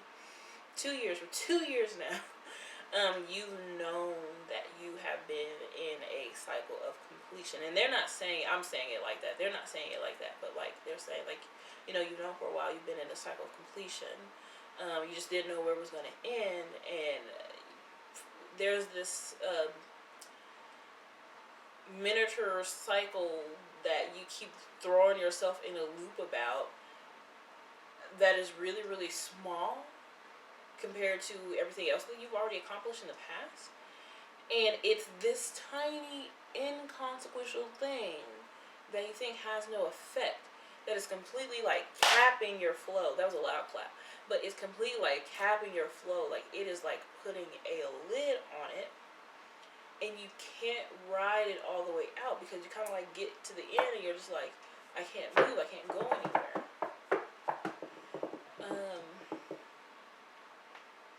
It's about sharing. It's about sharing. It's about knowing that you have enough, and that you have enough to share and then some. It's, for some reason, it's stopping your flow. It's stopping like your abundance. It's stopping the water from reaching your garden. For some, like the Seven of Pentacles is here too, and it feels like you need this water.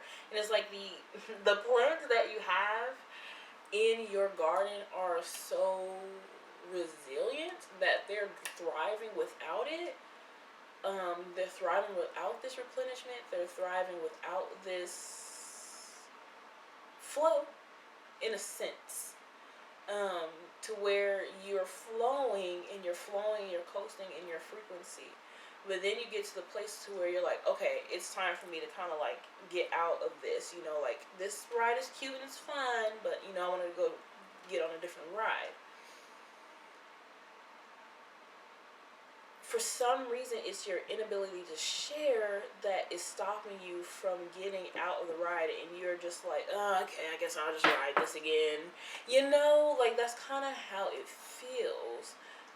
And the fighting and the bickering is coming from this inability to just share.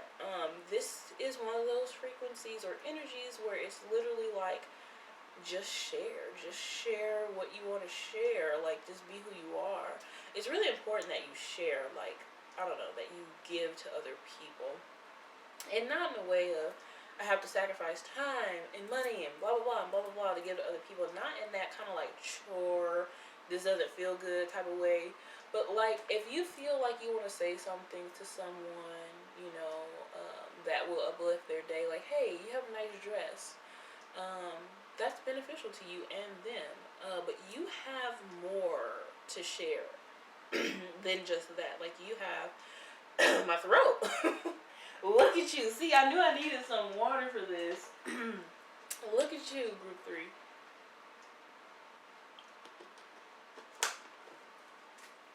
You have more to give. Like, you can give in abundance, and this is energetically. This is all energetically.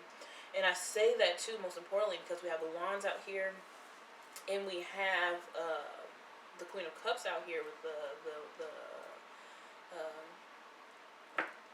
water, the flow.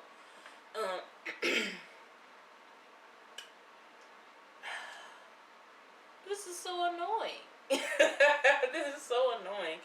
And I'm not saying that you're annoying. I'm saying that the frequency, like the realization of, oh, I just had to just do that. You know, it's one of those energies where it's just like, well, if I would have known that, I would have done it 3,000 years ago.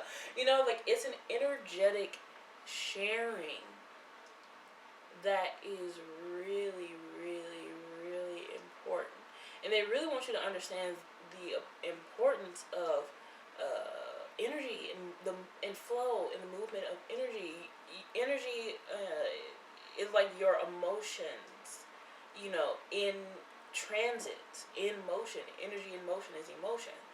And they really want you to kind of share that energy around with you and the people that you're around. Like, you just have so much to give, and you give in a lot of ways, but it feels like the most important way that you want to give, you want to share your light, you want to share your life and stuff, you're a lot more afraid of that, just because it does put you in a position of spotlight, it does put you on a pedestal, it does put you in a higher positioning comparatively to other people who are still navigating the third dimensional frequency or even fourth dimensional frequencies for you. So that's why it's really important for you to share. Like, you have songs to sing, you have words to give, you have hugs to give, you have looks to give, you have stuff to give people who you think you probably never even, you know, would cross paths with. That's where this bickering and fighting is coming in, because it's just like, no, I want to do it this way, or no, I want to do it, I don't like that, I want to do it. It's just kind of like very childish. It's very childlike, and not childish as in a negative connotation, like you're so childish, but it seems like very innocent and sweet, and like just little kids like fighting over a dollhouse or something like that. You know what I mean? Like, that's what it feels like. It doesn't feel like, oh, you did everything wrong. It's like, you're completely fine. You know, it's really just the realization and the awareness of what is happening, so that you can move forward. So, you know, like, you know, that's kind of why your energy kind of feels like a little scattered, and it goes this which and that way, is because you won't step into victory. And the victory card is right after the Five of Swords. You know, they fight. I mean, the five of Wands. And it's funny that I keep saying Five of Swords, because Five of Swords, if you watch any of my other videos, you know that the Five of Swords is like my insecurity card. It is the card that says, I've made these difficult, I've done this, that in the past, I'm regretful, I'm insecure, and I have to exert power over others in order to feel secure. It's that type of energy. But your power over others, for some reason, is holding out. And that is what they're getting you to realize, that like the holding out and holding back is the way that you try or attempt to exert power over others or power over your situation. Like, you can't have this from me unless you do this. And you're mistaking that for boundaries in a weird way. If you feel like you want to give energy to a person in whichever way that looks like for you, if you have that desire to have that exchange with that person and it will be joyful for both parties, why not? You know what I mean? Like, why not is the real, like, understanding. And they're really just trying to like get that through your like mind or like your mental matters, they're saying. Because, and that's probably why I keep saying Five of Swords too, because it's really important to kind of like get through those pathways in order to open up to flow. The world is so not about, like, the world is like, I'm done, like, this is completed, like, you really need to like just come on, let's do this, let's get it, let's do this. And it's just like, well, you're just like harboring, you know, and with the Queen of Cups in reverse. So it's really important for you to understand that in order for something to flow, it must be open at both ends. You know what I mean? Like, there has to be a flow. If you cap it, there's a flow. And that's what you're doing. You're just capping it because you're capping. That's what you're doing. You're capping. You're capping about your. That's so funny. I've never made that connection until today. You're capping about like your power, about what you can give, about what you can do, about how you can show up, about who you are. You're capping for some reason, and you're just doing that in order to stay in a safe zone or a safe place. But in reality, you're so powerful, and your tongue is like medicine, and it's really just important for you to share, for you to state the obvious. Is what they're saying. For you to share, for you to state the obvious, for you to call things out, for you to, and not saying like it has to be, again, you know, negative connotation. It does not have to be negative. It doesn't have to be like telling everybody like, you know, like, it doesn't have to be like that. It can just simply be like, hey, telling someone I love you and I appreciate you and I'm so glad that you're in my life. You know, like sharing things like that. So being more open to sharing is like a super antidote to you, for this experience. Because it's like you have done literally everything that you needed to do in order to evolve for your next spiritual they keep saying hierarchy, but it's not that. But like your next spiritual like advancement or your spiritual step up. You have everything down besides this, the sharing part, because you're just like, I don't want to share. Maybe I don't want to do that. Maybe I don't want it to be that color. Like, it's little things that you kind of like let kind of step in the way and kind of like put the wand up and kind of like close you off, you know, like. And it becomes like a whole fight. So yeah, like the world is saying, as long as you understand me and understand that this is, you know, about like your completion, this is about not only for you, but it's for all of humanity what you're releasing. Because when you share things, you release them into consciousness, and they begin releasing while you're integrating. So when you are downloading messages from, you know, spirit, higher dimensional beings, etc., you are integrating them into your body. Eventually it will have to flow out of your throat chakra in order to continue to properly manifest your physical reality. That's what's happening. That's just how it is. That's how it be. So it's really, really important for you to understand that you've done the integrating, you've done this, you've done that. This is why this experience for you is so tiring, because you're at this, like, you're kind of like jogging in place, like you're doing this mile. You're just like, why isn't it moving? Why isn't it flowing? Sharing.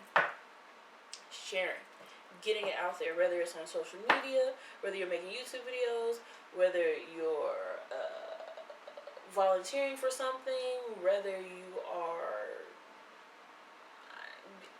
commenting, I don't know, it just, like, I can't even think, like, there are so many ways that you can go about just sharing and just doing that, you know what I mean? Like, it's so large and expansive. Like, there are so many ways. There doesn't have to be one. So just pick the one that feels good to you, and pick the one that makes you happy and that brings you the most pleasure and that doesn't feel so much like a chore, and it's easy.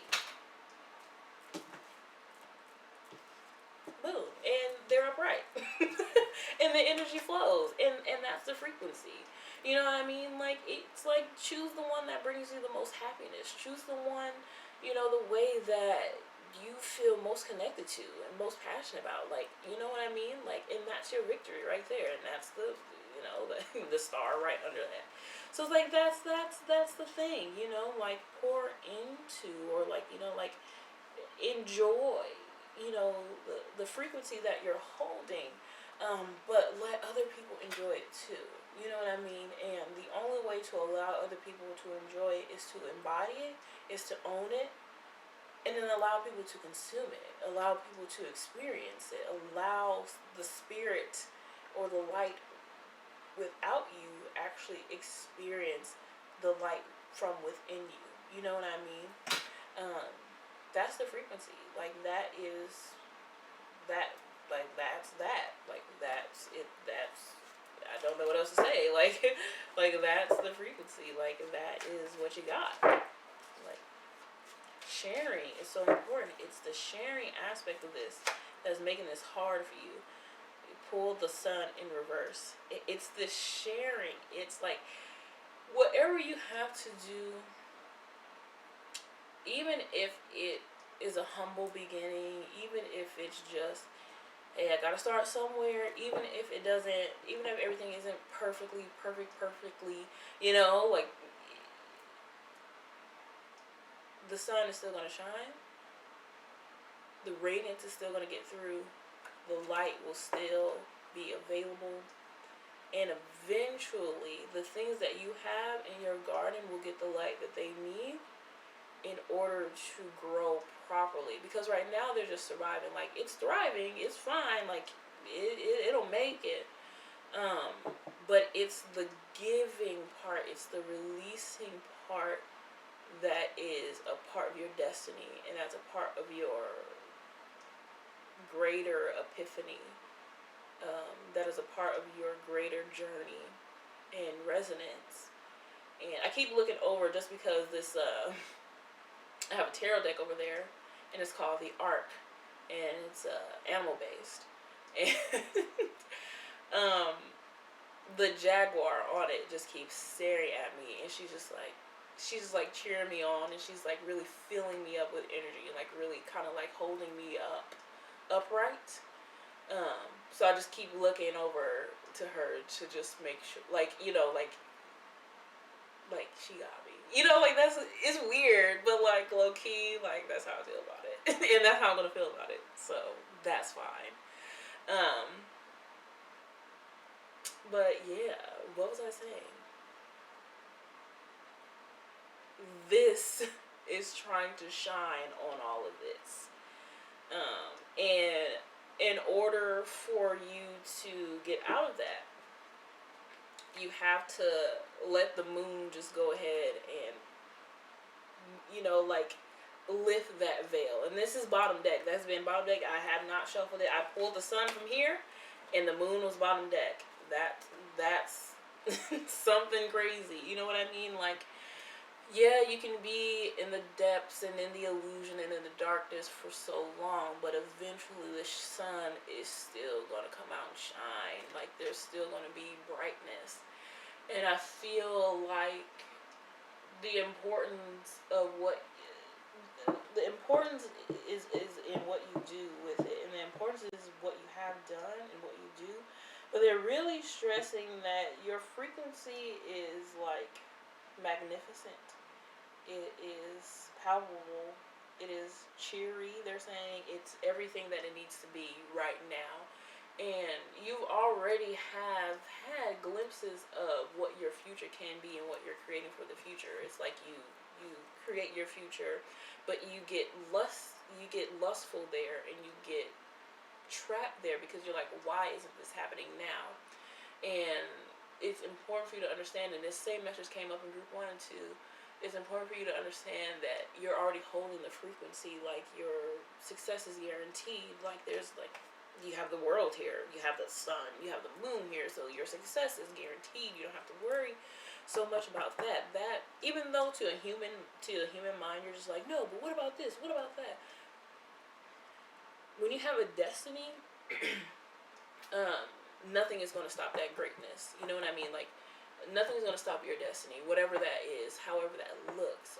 Your destiny is adventure, it's abundance, it's love, it's connection, it's prosperity. That's what you signed up for this lifetime. So it's really, really important for you to understand that you're not, like, you have to share this frequency. Like, the purpose of it is for you to share. And it's funny because I've never noticed the snail at the bottom left corner, or bottom right corner, my bad. Bottom right corner of the Nine of Pentacles. And I saw a snail on the wall today. Oh, the little spiral too. That's so funny. That's so funny. That's funny. But I saw a snail on the wall today. And I was like, you're sharing energy. I don't know what you're doing, but you're here for a reason. And you're like really supporting, like giving some energy to me. I like really feel this in my space and in my heart. And that's so freaking random. So random, but you see, like, it's those seemingly small, inconsequential things that become like these huge things. We're just like, oh, this is a freaking epiphany. Like, cool, that's awesome. You know what I mean? So it's just like, you know, it's hard. It's not easy. Be self-soothing with, Humphrey over here. It's hard. It's not easy for sure. But eventually just kind of like release the kraken, you know what I mean, and get it cracking. Like it's gonna take however much time it's gonna take. The time is gonna tick anyway, you know what I mean. Like the experience in the life, like the navigating your life is gonna happen regardless if you tap into the frequency or not. It's available there for you to access if you would so like to do so. But in order for you to do that, you have to stop capping. You have to take that cap off of the other end and let yourself go. Don't get so caught up. Yes, I knew this song was going to come up. When I started saying that, I was like, oh, I hear it. Sweet Blue by Cleo Soul. Listen, like, don't get so trapped in who you are, who you were, who you are going to be. It's like you already know these things. You can accept them. It's fine. You know you're magnificent. You know you've made mistakes in the past. You know that where you are now is just part of the process. Like, this is stuff that you just have to stop doubting. You know what I mean? Like, yes, death, physical death, and pain, and torture, and suffering are totally a thing. They are, and they happen to souls that have embodied the human experience all the time. They've happened to you so many times because I believe in multiple lifetimes. I believe in reincarnation, and I believe our souls take on human bodies in order to alchemize energy in order for us to return to universal love. That is my belief. If you do not share that, that's okay. But you're talking to me, so you're going to listen to my beliefs. You know what I mean? So, I say all that to say, of course, Cleo sold 1,000 more lifetimes. Like, literally, just go listen to Sweet Blue, and you'll be fine. But, like, it's really important for you to know that suffering and pain is all just kind of part of the process. It is. And some souls have signed up for that in this lifetime in very extreme ways. And they're saying extreme necessities. Because there have been plenty of lifetimes in which they didn't have to experience it to such a degree. But whoever I'm talking to right now who's watching group 3, you need to understand that that is not the frequency that you come here to embody. You did not come to embody suffering. You have done that many times.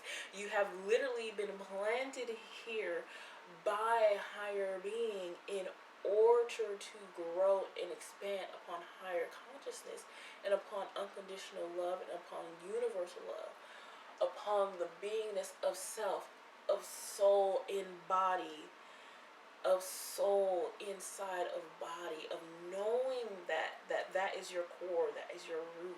Not just a body that has a soul, like, yeah, I'm a human, but I have a soul that's cool. No, you're doing the flipping. You are understanding that you are a soul that has chosen to occupy a body at this very specific time. And the energy and the frequency that they want you to resonate and they want you to embody is universal love, is higher consciousness, is of ecstasy, is of joy, is of pleasure, and freeing you and yourself and others from the tunnel of suffering. That is what is happening. That is what you're doing. That's exactly the frequency that you're currently expressing, experiencing, embodying. So, I say all that to say, listen, you have the sun, and the literal only reason the sun was out here in reverse is because you have the moon over here, and you're so concerned about what lies behind the veil, what lies in the darkness. But the first thing that's going to burst out is the sun. That's what lies behind the darkness. That's what lies behind the veil. When the moon is done chilling, guess what comes up to the sky? The big old sun shining, filling our entire planet up, with light and love. And when it's not on our side, and when we have darkness on our side, the literal other entire part of the planet is seeing the sun for the first time today. So the sun is always available. The sun is always up. And it's not even to make a negative connotation to the moon and up to darkness. It's just our attachment to the control, or to the always being able to see, that is where we get so tripped up. This is what you need to understand, that this is always already available to you. It's already a part of your frequency. You're a divine being in a body. Of course it is. The fixation that you have on capping and of harboring and of not unloading is where you get stuck, and that's where there's fighting, and that's where you get trapped in this idea that, oh, it's all a mystery. But you're a lot more psychic than you give yourself credit for. You're a lot more of a lot of things than you actually give yourself credit for. So it's really important for you to understand that frequency and really embody that, because it's like you already are the Nine of Pentacles. It's just time for you to start giving pentacles out. It's just time for you to start sharing your wisdom, sharing some of the stuff that you embody. Hey, some of the stuff you share might be embarrassing, but it's fine. You know what I mean? Like, you can hold that type of weight. You can take that kind of pressure. It does nothing but improve the life that you're experiencing. So that's what I have for you. Let's go into the oracle cards and see what other messages they can bring for these frequencies. Just my little handwritten messages. I don't know why I said it like that, but it's fine. But anyway, first card we have is, you have the Nine of Cups. With movement and practicality needed, stabilize your emotions. Like what? Like do I need to say anything else? That's exactly what we're saying. Like, you gotta stop capping. You gotta like stability. With stability, you may think that your emotions just need to just stop. But what stabilizing your emotions actually means is shifting them into the frequency and flow of universal love. Once you're there, you're good to go. You shift out of universal love when you seek security in perfection, when you seek security in harboring, when you seek security in time, when you seek security in this idea that, like, I'll be ready when, or it'll happen here, or, that's where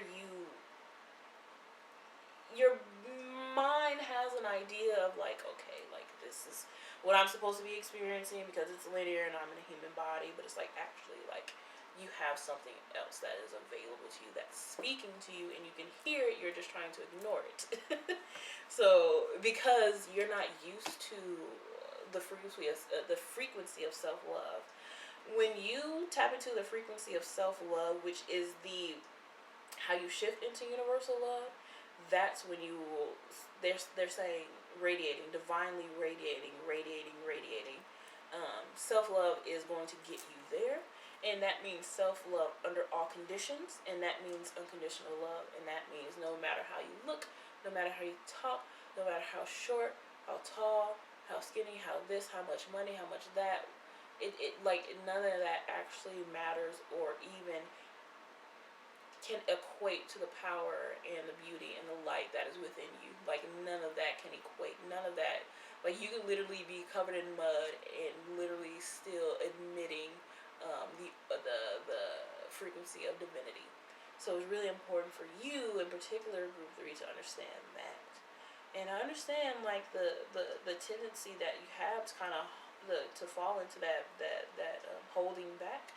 I get it, but that's just not the frequency for you. That's not the frequency that is going to.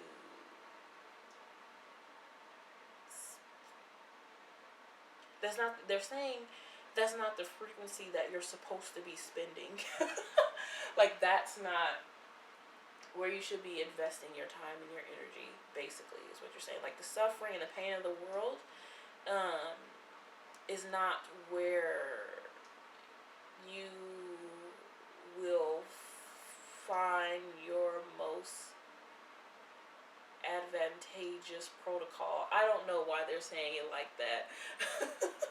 But that's what they're saying. Like, it's not where you'll, it's like not the most advantageous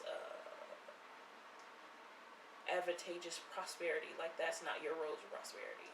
Your road to prosperity is self-love, and it is making peace with self-hatred because you understand it, and then releasing it to universal love, knowing that it played the role that it was given to play or was supposed to play in this lifetime. Yeah, listen to Sweet Blue by Cleo if you can, for sure. And then your next card, we have the Three of Cups with I need to say, I feel safe venting and expressing myself openly, truthfully, and honestly to others. Sharing. You're supposed to be sharing. Can I say anything else? Can I say, is there anything else that I can do that can further confirm this for you? You know what I mean? Like, is there, like, I just want to hug you. Like, is there anything else that can happen here that will help you further integrate this frequency? I hope just watching helps. But, like, I just want to sing for you. You know, like, I just want to, like, help you figure this out. I can't sing because, you know, copyright and stuff like that, but, like, definitely listen to Sweet Blue by Cleo because, ooh, it is really a heavy hitter. Oh, I didn't even show you the card, but yeah, Three of Cups. You probably can't read it so well, but I need to say, I feel safe venting and expressing myself openly, truthfully, and honestly to others. I don't know why I said honestly and truthfully. They're like the same. They're synonyms, you know, but like not only truthfully, but honestly. I feel that, you know what I mean? Accurate. So, group 3. Ooh, a lot of like 9s and 3s in your reading too, which is so funny. But yeah, you're under the process of completion. There's just like this tiny little thing. The expressing yourself is where you're kind of like where you're getting stuck, basically. So remember, with the Nine of Cups too, movement and practicality needed. Stabilize your emotions. Stabilizing your emotions means allowing them to flow as need be. Allowing whatever needs to come through you to come through openly, honestly, and with trust in your own self. And you can feel protected in saying that. I mean, you're the Nine of Pentacles. There's nothing you don't have available for you in your frequency and within your vibrational range. So you're fine, really. And your physical world will slowly but surely start to reflect that in a pacing that is comfortable for you, because if it went too fast, if it was too explosive, they're saying that it could harm your frequency, like it could harm what you've been building, and that's what they don't want. So allow it to take its time. That's why we have the snail medicine here. But get comfortable in this frequency, you know, of flow. Get comfortable in flow. Get comfortable in giving, and showing the world who you are, showing the world the real you. Get comfortable in giving, and understanding that giving isn't always what you're doing practically, but sometimes it's what you're doing energetically. Sometimes it's just going inside and having a conversation with your higher self, and that's also giving. Sometimes it's going inside and checking on, you know, the wisdom that you're integrating and owning it and honoring it. When you do that, you share that with the rest of the collective consciousness. Sometimes it's literally just sitting with your emotions and feeling them. That's also giving. There are a lot of different ways that you can give that are just giving energetically, and I feel like it's important for you to start there, because what you want to do is get more familiar with how your emotions move, how your energy moves, and how you give to the world energetically, how you emit, how you radiate. That is very important for the healing or the restoration of your divine frequency. So yeah, the world feels so good flipped up like that. Like, it's just like, she's just like, oh, thank God. Like, that's how she feels. Like, she was turned over on her head for so long, and she was just like getting a headache, just like, please, I can't. It's so dramatic. It's so funny, but that's how it feels. So super, super, super excited to share this message with you today. So bring it back to that heart chakra. Let it resonate, feel it, accept it, own it, you know? Resonate with that frequency. Let it run through your body. Let it do its thing, you know? Like, come online. Let's do this. So, cool. Thank you so much, Group 3, for hanging out with me and Humphrey today. I really appreciate you. This is a beautiful reading, and it wasn't what I was expecting either. Sometimes I have a tendency to kind of like clench up a little bit when I get to a reading that like feels a little more open, or like, you know, like when it talks about like expressing and stuff. I'm also guilty of this, Group 3, so don't feel like you're alone. So sometimes I clench up a little bit on these because I feel like it's asking me to do something that's really hard and that's really challenging, but actually this feels like the complete opposite. This feels like allowance and tapping into flow and flowing, and not force and forcing. You've already mastered force and forcing. So that feels really good. I love that. I love that for you. I love that for us. I love that for us, Group 3. So I really hope this resonated, and you know, I hope it's hitting somewhere home in your body. If it's not, that is okay. Take what did resonate, and the rest will be there when you're ready to receive it. Because this is some good frequency. This is some good energy. So yeah, thank you for stopping by, and I hope to see you next time, friends. Bye. Humphrey says bye too. Wait.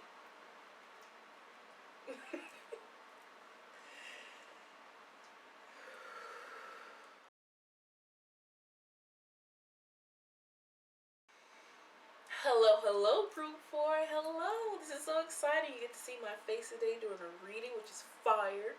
It's awesome. You may not be able to see the cards so well, but that's okay. We'll adjust as we go. I'm super happy to be here. The readings have been amazing. You are the last one. Last but not least, of course. So let's see what type of energy we're getting into. And Humphrey is joining us too. This is my my self-soothing Sasquatch when I feel like a little anxious or I feel like nervous. I'm just like, come here, Humphrey, you know, like, so he's like very helpful to me. I really enjoy that. And I was feeling a little like, Group 3 had me like a little shook. I was feeling it. I was like, okay, I see the frequency, the energy we're working with, but you know, like, I'm a little nervous because that's kind of scary. Not scary as in like bad, but like when you challenge self-hatred, that is a battle. You know what I mean? You know what I mean. You've dealt with the fourth dimensional frequency before. You know what I mean when it comes to that duality shit. It's hard. But I made it through, and we're here to use, so let's get it. Of course, no rhyme or reason to this reading. I'm just here, and I'm just happy to share whatever comes through. And that's what's making me happy, and that's what we're gonna do. So let's do that. What's going on, Group 4? What's up? How's it going?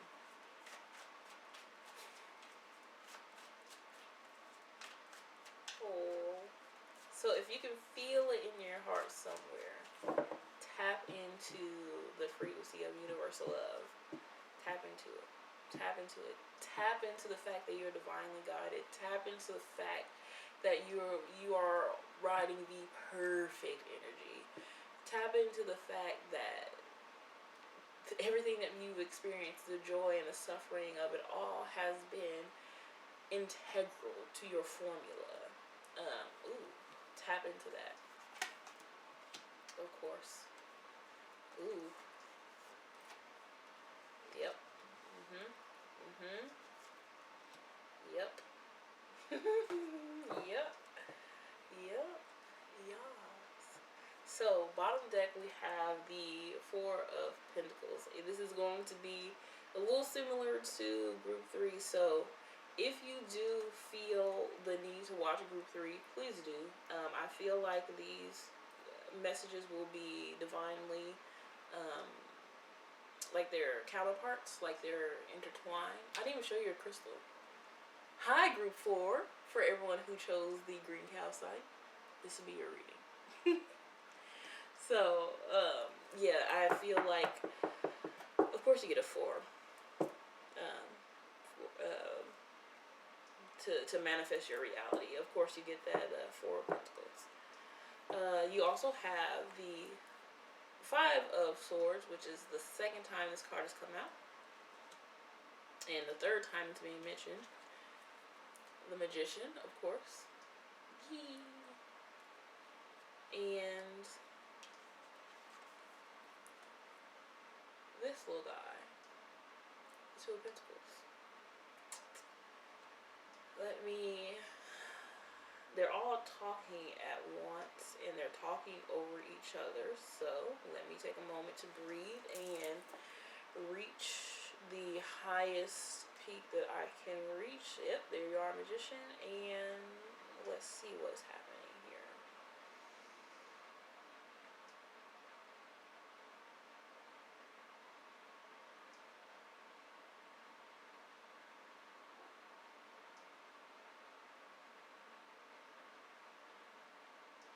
Okay, so the Magician is coming through with a very magician-like message. It's very typical for the Magician to say this.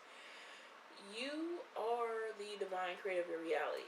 You always have been. You always will be. You are the divine orchestrator. It's funny because this actually kind of does like a little full circle loop, and you kind of like loop back around to like Group 1. Insecurity and not accepting who you used to be is what's going to keep you looping. It's what's going to keep you trapped in duality. It's what's going to keep you trapped in a kind of lower echelon, they're saying, or epsilon, echelon of 4th dimensional frequency. Now, they also want you to understand that while you're there, it's important to understand that that is an opportunity for healing. That's an opportunity for healing. This is not about belittling yourself and bullying your way to the top, to the Magician frequency, to 5th dimensional consciousness. This is not about bullying. For some reason, you have an addiction to bullying yourself to higher dimensional frequencies or good things in life. You're just like, I want it to be good, but if it's not, it's fine. Or just, like, it's just kind of like, good things don't happen to me anyway. Or blah, blah. And then, like, the Magician is like, you're literally the creator of your reality. So, let's be more concise about the spells and the things that you are manifesting.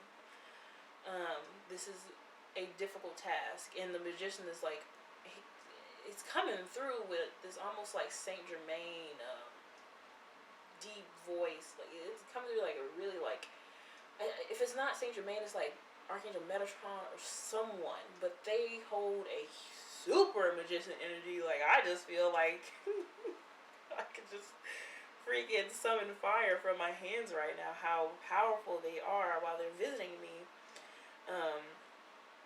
But it's definitely a super like, dang, like a masculine energy that is just like on fire. it's just like fire. It's really, really important for you to respect and have more respect for your frequency and the things that you've been doing. So, with the Five of Sword energy here that you have, it's important for you to respect what you've been through and respect this frequency for the role it has played in your life. And I said this in another reading, I can't exactly remember which one. But it's also important to know that this frequency, because it's in the past, is not where you're going. You keep looping around to it to keep checking in on it to be like, did I finish that? Did I finish? Did I do a good job on that? Like, do I have to do anything over? Like, did I overcome that insecurity or this insecurity? It's really, really important for you to know that you've already set the healing and the permanence of the shift in frequency that you've made is done. Like, that's a guarantee. You don't have to worry about that. I think I've said that in all the readings. You're done. Okay? You keep going back to this because you think that you think something. You think something and then you think, well, gosh darn, that means I gotta start over. Like, that's the frequency that you're holding. And the Magician is just right here, just like, hello? Like, do you not see what we're creating? Do you not see how you're elevating? Do you not see, like, the way that you're surmounting your obstacles?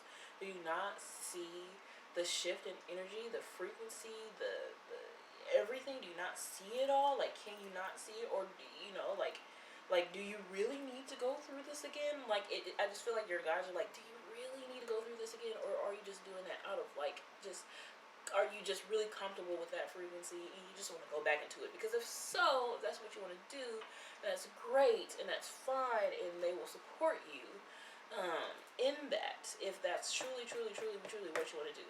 But they read your heart. God reads your heart. One of my favorite people in the world told me that God reads your heart. You know, like, God reads your heart, dude. And, like, they know what you're really wanting, what you're really desiring. They see God, the universe, spirit, your guides, your ancestors, they all see what you're responding to. The insecurity, they see the root of it. You may see just, oh, I think I'm ugly, or oh, I think I'm this, or oh, I think I'm that.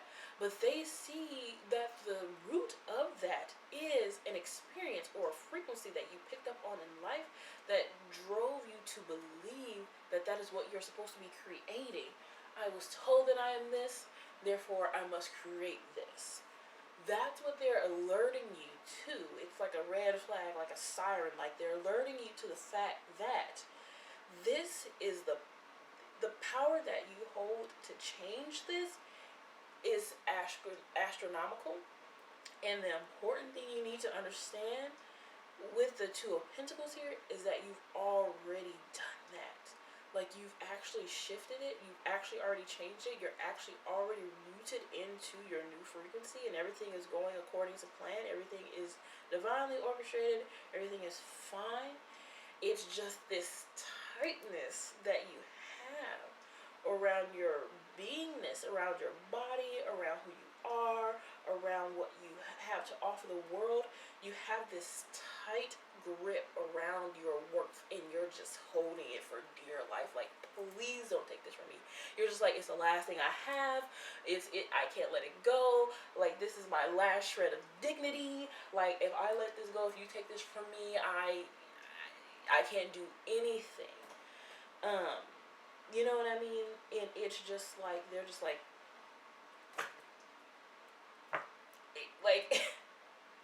if you could only see that the thing that you're clinging to is not a loss. Like, the thing that you're clinging to is not a loss. You know, like, when you share your frequency and your energy with others, it expands. It increases inside and in frequency and in longevity. And it increases in potency. and power and momentum and influence. It's like all these words are just flowing, so it's just like it just increases exponentially. It just keeps expanding. It just keeps going. It's just like, you know, like when you share with others. But for some reason, you just have this idea that, like, if you do, you lose everything. And that's what keeps you trapped in reality, is not understanding the power that you actually have to create it, and the fact that you already have done that. And what you're seeing unfolding in front of you at this moment in time is just the beauty. They're saying the beauty of your spells, the beauty of your spells, the beauty of your majesty, the beauty of your magic, and the magic that you create when you tap into your inner world and you tap into your true divine frequency that is available to you, that is always available to you, that is available to others. But this energy right here is just really, really fighting you on it, which keeps you in duality, which keeps you in this idea that you have to fight for it, that you have to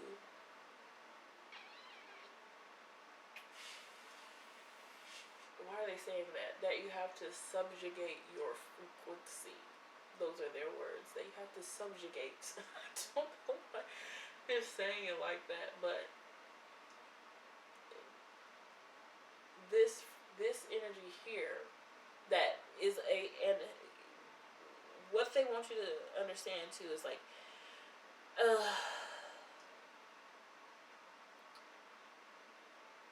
you're a multi-dimensional being. There are an infinite realm of possibilities and frequencies that you are allowed to tap into as you have free will as a human being to experience. And when you tap into these frequencies,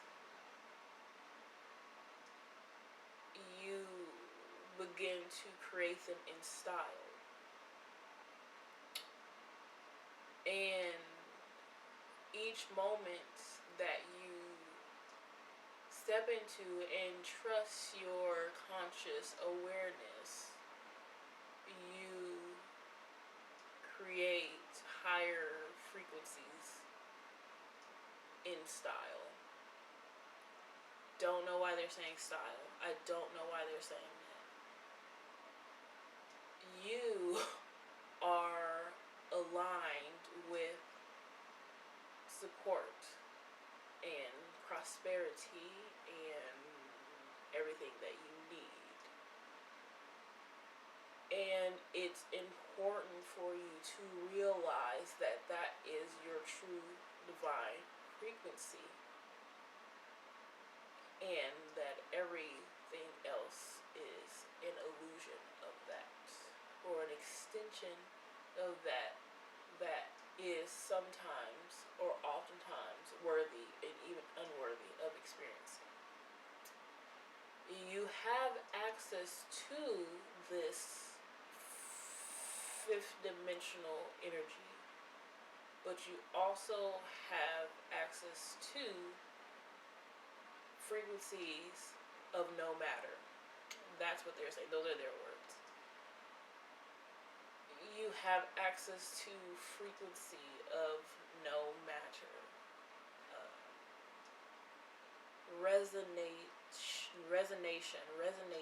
Resonation. Where does your frequency feel most delighted? Where does your frequency feel most aware of itself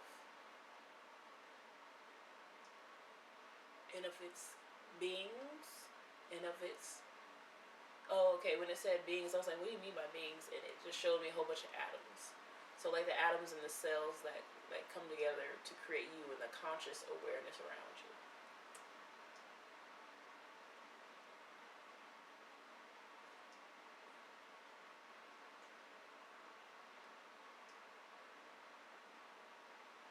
Fifth dimensional energy is just one conscious level of awareness away from your insecurities. The frequency of conscious awareness is available to you at all times. This is not a frequency that you have to fight for, but that you simply must accept its offer at all times. Okay.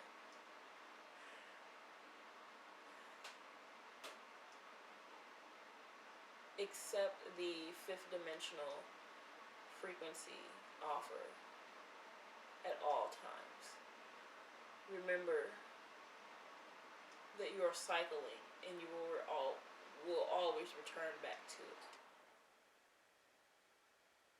unless you feel the need to get stuck here with the Five of Swords.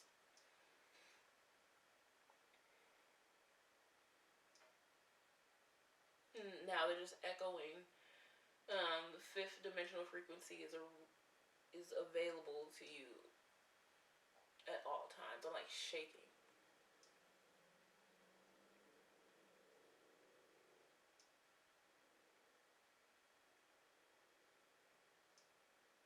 And for some reason that brings up like a hint of rage for you.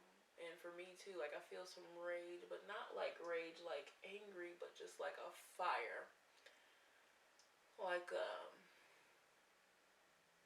Like reignition, like lighting a fire.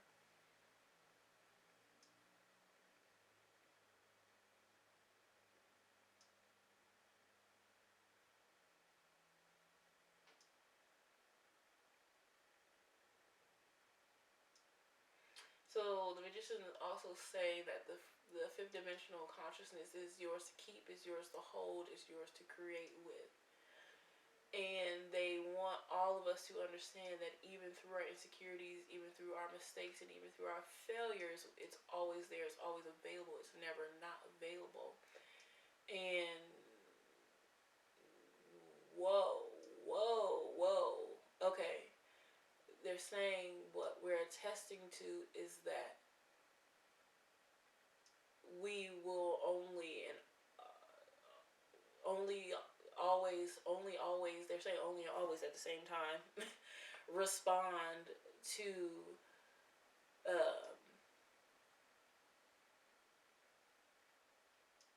fifth dimensional conscious energy.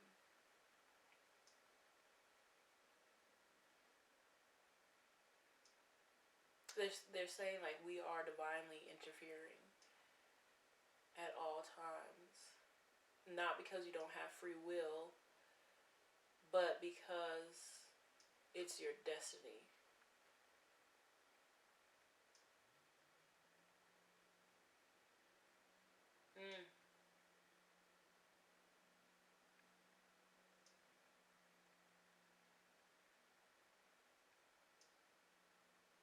Like it's your destiny to share that frequency with all of us. They're saying with all of us, which is interesting that they're saying it that way.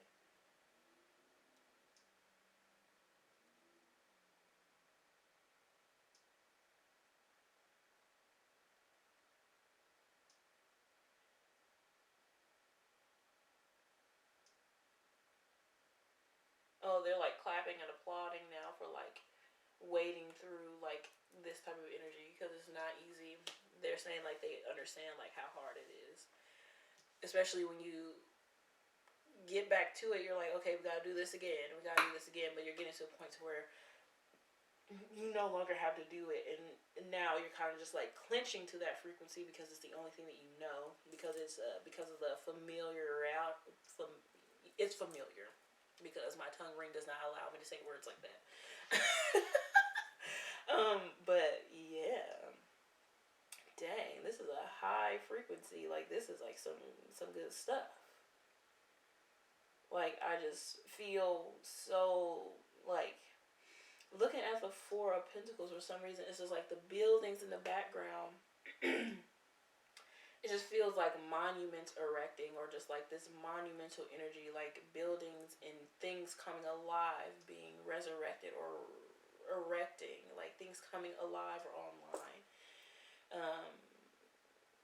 With this frequency and with this energy is really nice, which is understandable, especially when we're talking about like the dimension. And it's actually interesting that they're using like like they're using, you know, human terminology. Like, I think it's interesting that they're using that, because that's what we use to kind of like measure things. But you know, I do understand that they don't practice like absolution to a certain extent. So I understand like they have to like I'm just translating the message into what, you know, I can understand as a human being. So it's really interesting that they're saying that, because they're also saying like liberating, like this is liberating, like the connection that you have and that you're experiencing is liberating. Is not meant to keep you fighting, bickering, sad, trapped in melancholy. It's not is not meant to keep you trapped in disturbance or distortion. It's just a frequency that you're processing, that you're understanding, and that the more you come online, the more that you connect to your higher or your highest awareness of it. And the more you trust and tune into that higher awareness,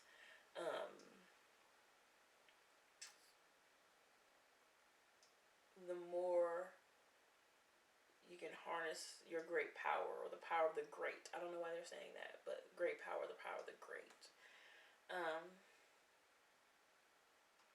I guess they're saying it like the power of the great, like you are that great power almost. Yeah, this is a delicious frequency. I love this. This is great. Like, this magician energy just kind of outshines everything. It's kind of just like in the middle. Like, I get you over here. I understand the insecurity. I understand, you know, this idea of like, I don't know. For some reason, you think that if you trust higher dimensional consciousness, that you're like manipulating the frequency, or kind of like getting one over, or like winning by lesser means. And they're saying that like that's just something that you've never done. What you've done in your life as a human being, or as a being existing, is you have they're saying you have fought hard to uncover the light. You have fought hard to uncover the light is what they're saying.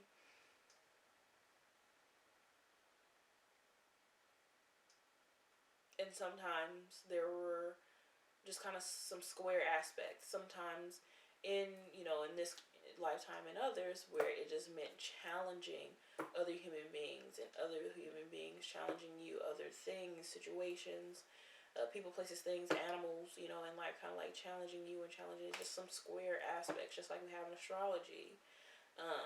So what they're really, really, really, really, really wanting you to root in and understand is the importance of your destiny,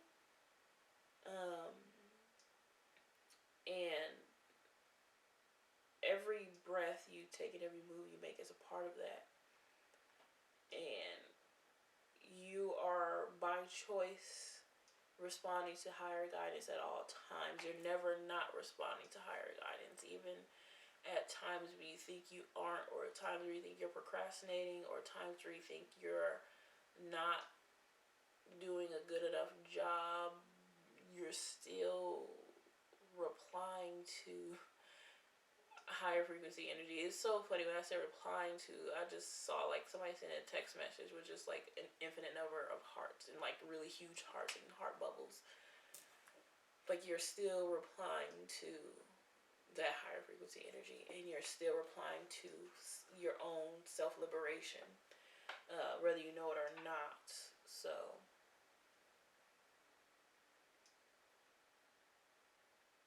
that's like super important for your understanding. Like they really, really, really are helping to support you and constantly like adjusting your frequency. Like it does not matter. Like if you go like downhill into the depths and you go really, really far, it's like they always are there. They're like with you. They're surrounding your frequency. Like, you know how people say like, oh, if you think it, that means it's gonna manifest. Like this isn't that. Like, to a certain extent that is true. But here it is not, because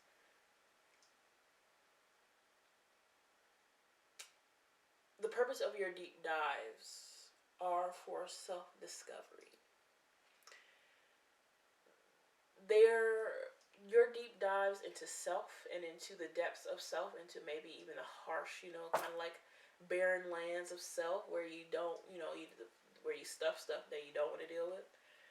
When you go to those places, it does nothing but enhance your frequency, because you are a torchbearer, you're a light bearer. So when you go there, you uncover, you discover, you illuminate, you bring light to, you bring nutrient to, you offer, you give to it, you help it advance and release from your body and your beingness. So I understand why you, and I'm just talking to myself really, but I understand why you would enjoy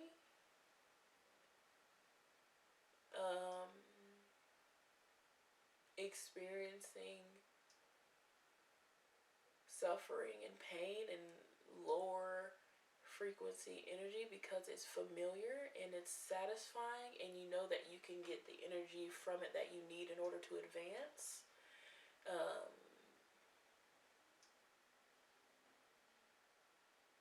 Wow, like someone with a very deep Jamaican like accent or Caribbean accent just came to me and said, that's not what you be needing no more. I can't do it the way they do it. I can't do the accent. But they said, that's just not what you be needing no more. Like, it was very like, yeah, okay. And I don't want to apologize for like looking off, but sometimes I have to like engage with my surroundings. It's like an antenna. You know how you like move an antenna around to like pick up the proper station that you're needing, so that it's not staticky. That's what I'm doing when I'm doing that. So for right now, it's really hitting me right here where I can really hear it. So yeah, interesting. I just feel like so drenched in love and light right now. It's just great.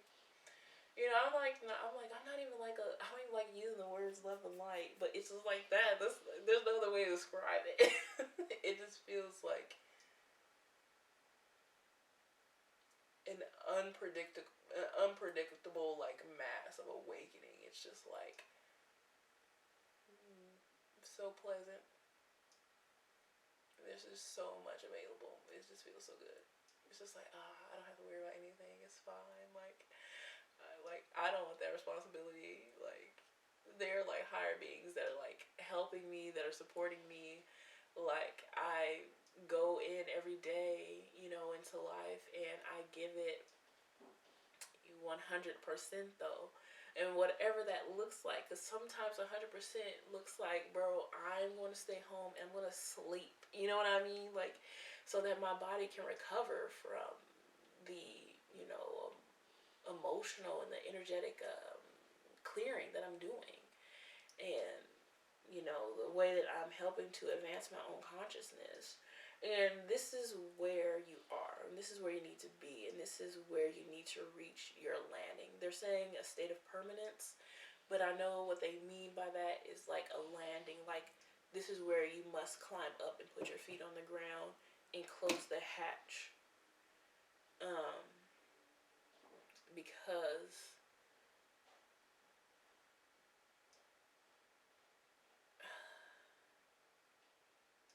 you don't be needing that no more. I was trying to find something else to say, but it's just like, what else can I say? Like, you don't need the duality. Like, you see the pleasure in it all. You understand the importance of it all. You understand that it's all drenched in love. It's all universal love. You get that. You understand it, like, so incredibly well. So it's just like,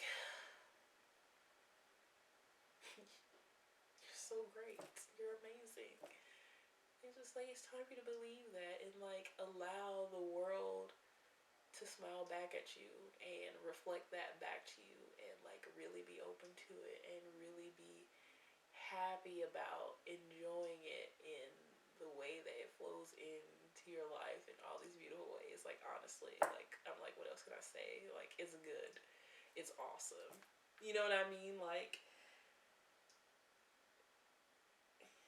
it's just like a fairy tale story. It's just so much like a story. It's so much just like, goodness gracious. Like, it's just like, this is what you be needing. Like, you know what I mean? Like, getting real about, like the support you need, and it's all there. It's all available, you know, and it's all happening, like, right as we speak, which is cool as hell.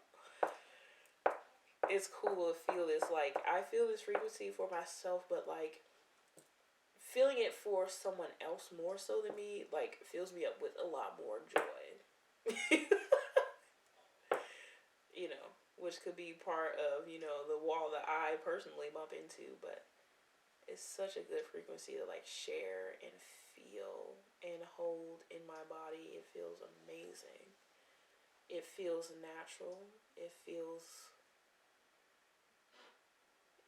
like I'm taking, like, full responsibility for my own level of consciousness and respecting me and loving the old me and loving the new me and loving the me that's sitting here right now and all the me's in the future and all the me's in the past. Like, it feels like so much love. Like, I can't, like, not love the whole entire me at this moment in time. Like, there's so much respect and recognition. Like, I'm vibrating right now, honestly.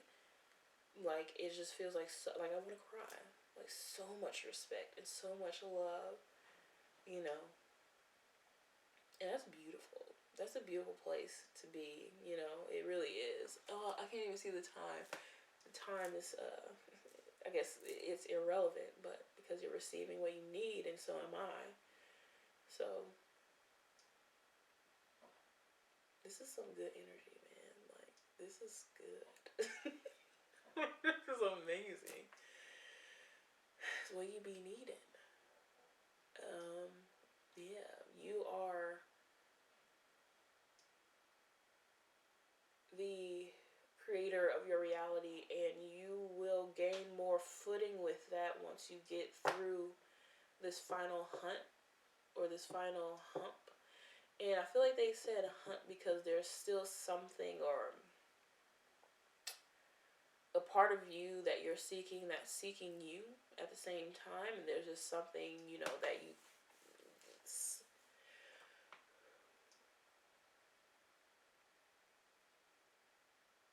Okay, so I'm like, okay, let me ask what hunt means. And they're saying hunt means a test of your new established frequency, or like a test of your final frequency. And when they say final, they're not saying it with absolute, but it's sticking the landing is what they're saying. Like I'm seeing like Simone Biles, like a gymnast, just, and then boom, got it. Hey, you know what I mean? Like,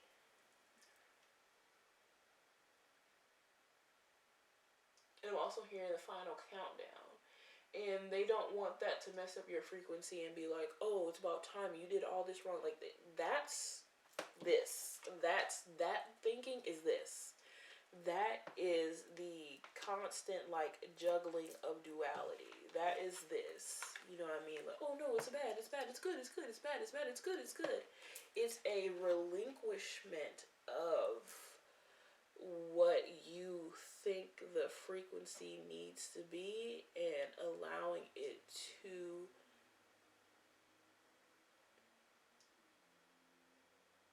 come in abundantly. I was trying to make sure that's what they were saying, but they were saying come in abundantly and pleasantly and vibrationally and lovingly.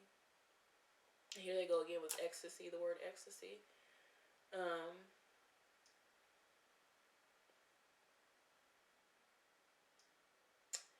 They're trying to get you to disengage from the alchemy of it all a little bit, and that's why they want you to stick the landing and come up and close the hatch on the lower frequency, because we visit lower frequencies, or we visit our shadow and stuff like that for healing, for help, for wisdom, for transformation. That's why we go to those places. They're saying it's time for a new healing frequency, and it's not based so much in transformation and more like external healing. So actually healing, like they're saying you see the consequences of your actions, but when they're saying consequences of your actions, they're not saying bad, they're saying like this is the consequence of loving yourself. This is the consequence of trying. This is the consequence of practicing. You evolve and you get better. Is what they're saying. Like you evolve and you get better. You do better things. You see better things. You like your reality transforms for the better. And that's the frequency that you're currently holding. And your ancestors and everything in the freaking universe is literally guarding you from creating that. That's why they're saying that they are interfering. They are like putting their foot down. They're like, you asked for us to interfere. We're interfering. We're making sure that we're interfering at all stops. We're interfering at all stops. We are walking ahead of you, behind you, on all sides of you. We are circling you. We have you at all stops. It does not matter where you think you're going. You are guided. You are loved. You are protected at all times. You have the perfect frequency to introduce into the world what you're introducing. That's just it. That's just it. It's just such a delicious frequency. And no matter the calamity and no matter the chaos and etc. that's going on around you, it's just like that's just not where they want you to be focusing. Like your focus is here at the magician energy. Woo! Whoa! It's just like a... You know how when you're like looking at an equalizer for a radio and it like when it gets loud it goes like... For some reason, there was like this white like that on top of the magician's frequency where it like hit the highest note and it just kind of like, like came back down. And like that's what you're doing. Like you're hitting that high note and you're just climbing. You're just exercising it so that you get more comfortable in the frequency, so that this falls away, which it's doing, and you tap into your higher awareness and you move on from there. Honestly, life just gets better from here. It's just a better frequency to be on. And this is not about spiritual bypassing. This isn't about doing the work. One of the things that's important for you to know is that you're constantly always doing the work. And no matter if life presents you with a challenge or a pleasantry, you will know how to respond. So remember this energy. Remember this. Remember this energy. Through whatever you may be experiencing next. So, I love that. So let's get into your oracle cards. Little messages via my higher self today. That's all we got. So the first card is... Wow. You have the Six of Swords upright with cord cutting, moving to safety, finding where you belong. Can I say anything different? Can I say anything less? You know what I mean? Like, this is frequency. This is that. Wow. That's beautiful. And the other card that we have is the Two of Cups with I need to say, I feel safe talking to and communicating with others. I enjoy showing love and affection to those who love me. Ooh, I feel so replenished. I feel like there are things that I want to say, but I think this is one of those moments where I kind of just receive and respect all that is happening within me and all that is happening externally. I feel like that is the best medicine at this moment in time for this reading, and the perfect way to sum it up. They're also wanting me to say the number 8 with 6 and 2. Put together those two energies, those two frequencies, the harmony and the cooperation, plus the new beginning with the Magician with card number 1, which also is 9 when you add the 8 into that. So they really want you to figure that out and love that. Like, you've been picking up on the energy this whole time. You've been working with it and cooperating this whole entire time. And they're like, our deepest apologies. Like, they apologize for, and it's not like they're apologizing like lack, but they're just like, we understand that this was something that has been experienced painfully, that cracking open. But they had to let that light in, and you had to let that light in, and you knew what was happening somewhere in your subconscious, but you just didn't know the extent of your worldly position within all this calamity, within all the energy that you're so used to tapping into within your own self for healing. You didn't understand that. So now that you do, they're like, okay, we move forward from there. We prosper from here. We prosper from here. And that's where you're going, and that's what you're doing. But they want me to remind you, too, that it will happen slowly. It's a slow, gradual transition by way of energy. Now, physically, that could look different. Physically, it could be overnight celebrity. Physically, it could be this and this and that. But energetically, because it's so important for you to work it through the entire system, through the entire being, for wholeness, for the whole, it is a process that is happening slowly. And when they say slowly, though, there's a detachment from time. So I don't exactly understand what they're saying. When they say slowly, I'm just like, there's no attachment to time. It's just, as you're experiencing, these changes come in gradually. These shifts, these monumentous understandings happen, and they happen gradually. They just happen in their own time. And that's what you have been doing this whole time. They're saying that has been your whole life, and the lifetime before that, and the lifetime before that, and the lifetime before that. Like, that's what you've always been doing. And that's just what they want you to understand.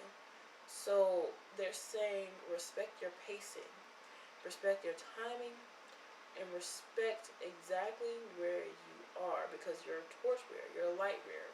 I've said this in all the readings, and of course in the last reading we get the Magician, who is holding the light.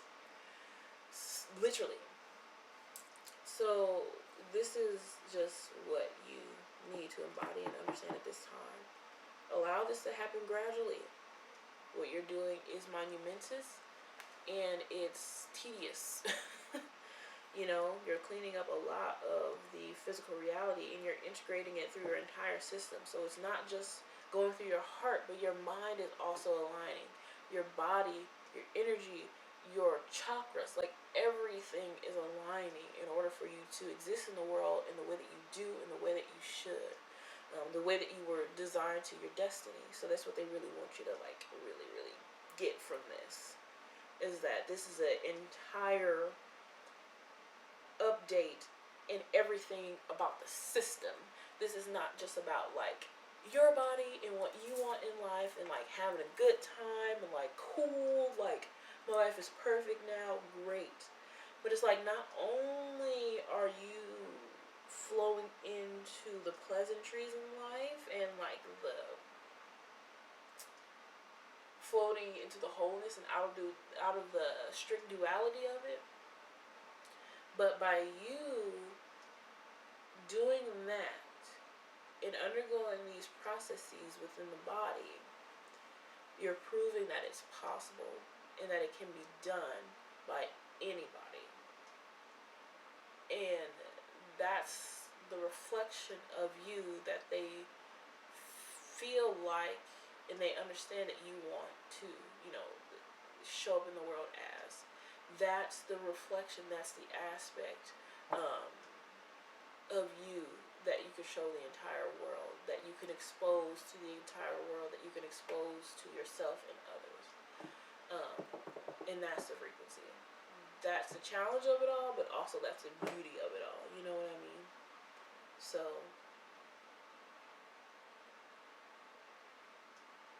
yeah. I don't know where they're saying like self-animating, but like, yeah, like this is it. Like, you get it.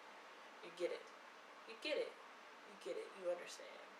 Like, you're coming alive. You're creating yourself. You are really manifesting this higher dimensional reality for all to see, for all to experience, for all to gaze upon, for all to garner. So it's really beautiful.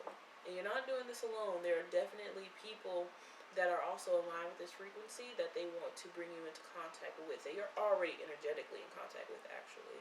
It's just the physical form, the physical form. It's just, they're saying colliding. And not in a bad way, but just coming together. But they're saying colliding, I guess, because there's just a lot of force or a lot of power behind it.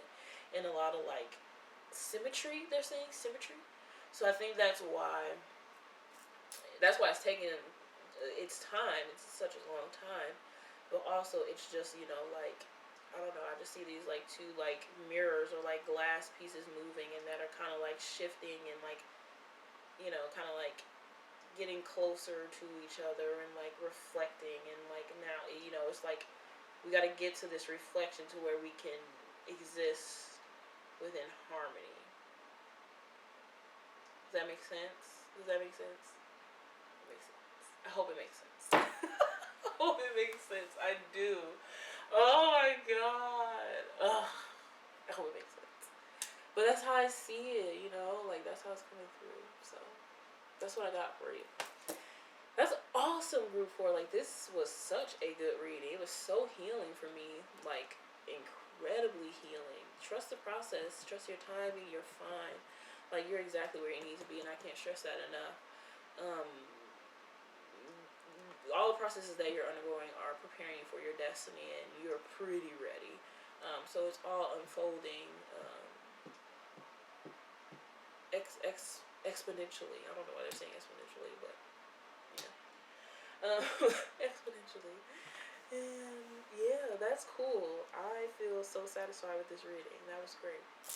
Thank you so much, group 4, for visiting me, hanging out with me in Humphrey today. So happy about this reading. Felt the energy coming through is amazing. Yes, feels good to be back. I feel great about making videos and more videos, and thanks for sharing space with me and energy and all this stuff. Like, it's awesome. It's great. Thank you so much. So before I ramble on more, thank you. If it didn't resonate, that's okay. Just receive what you can at the time, and the rest will be available to you when you're ready. That's fine, okay? So hopefully I'll see you next time, friends. Bye.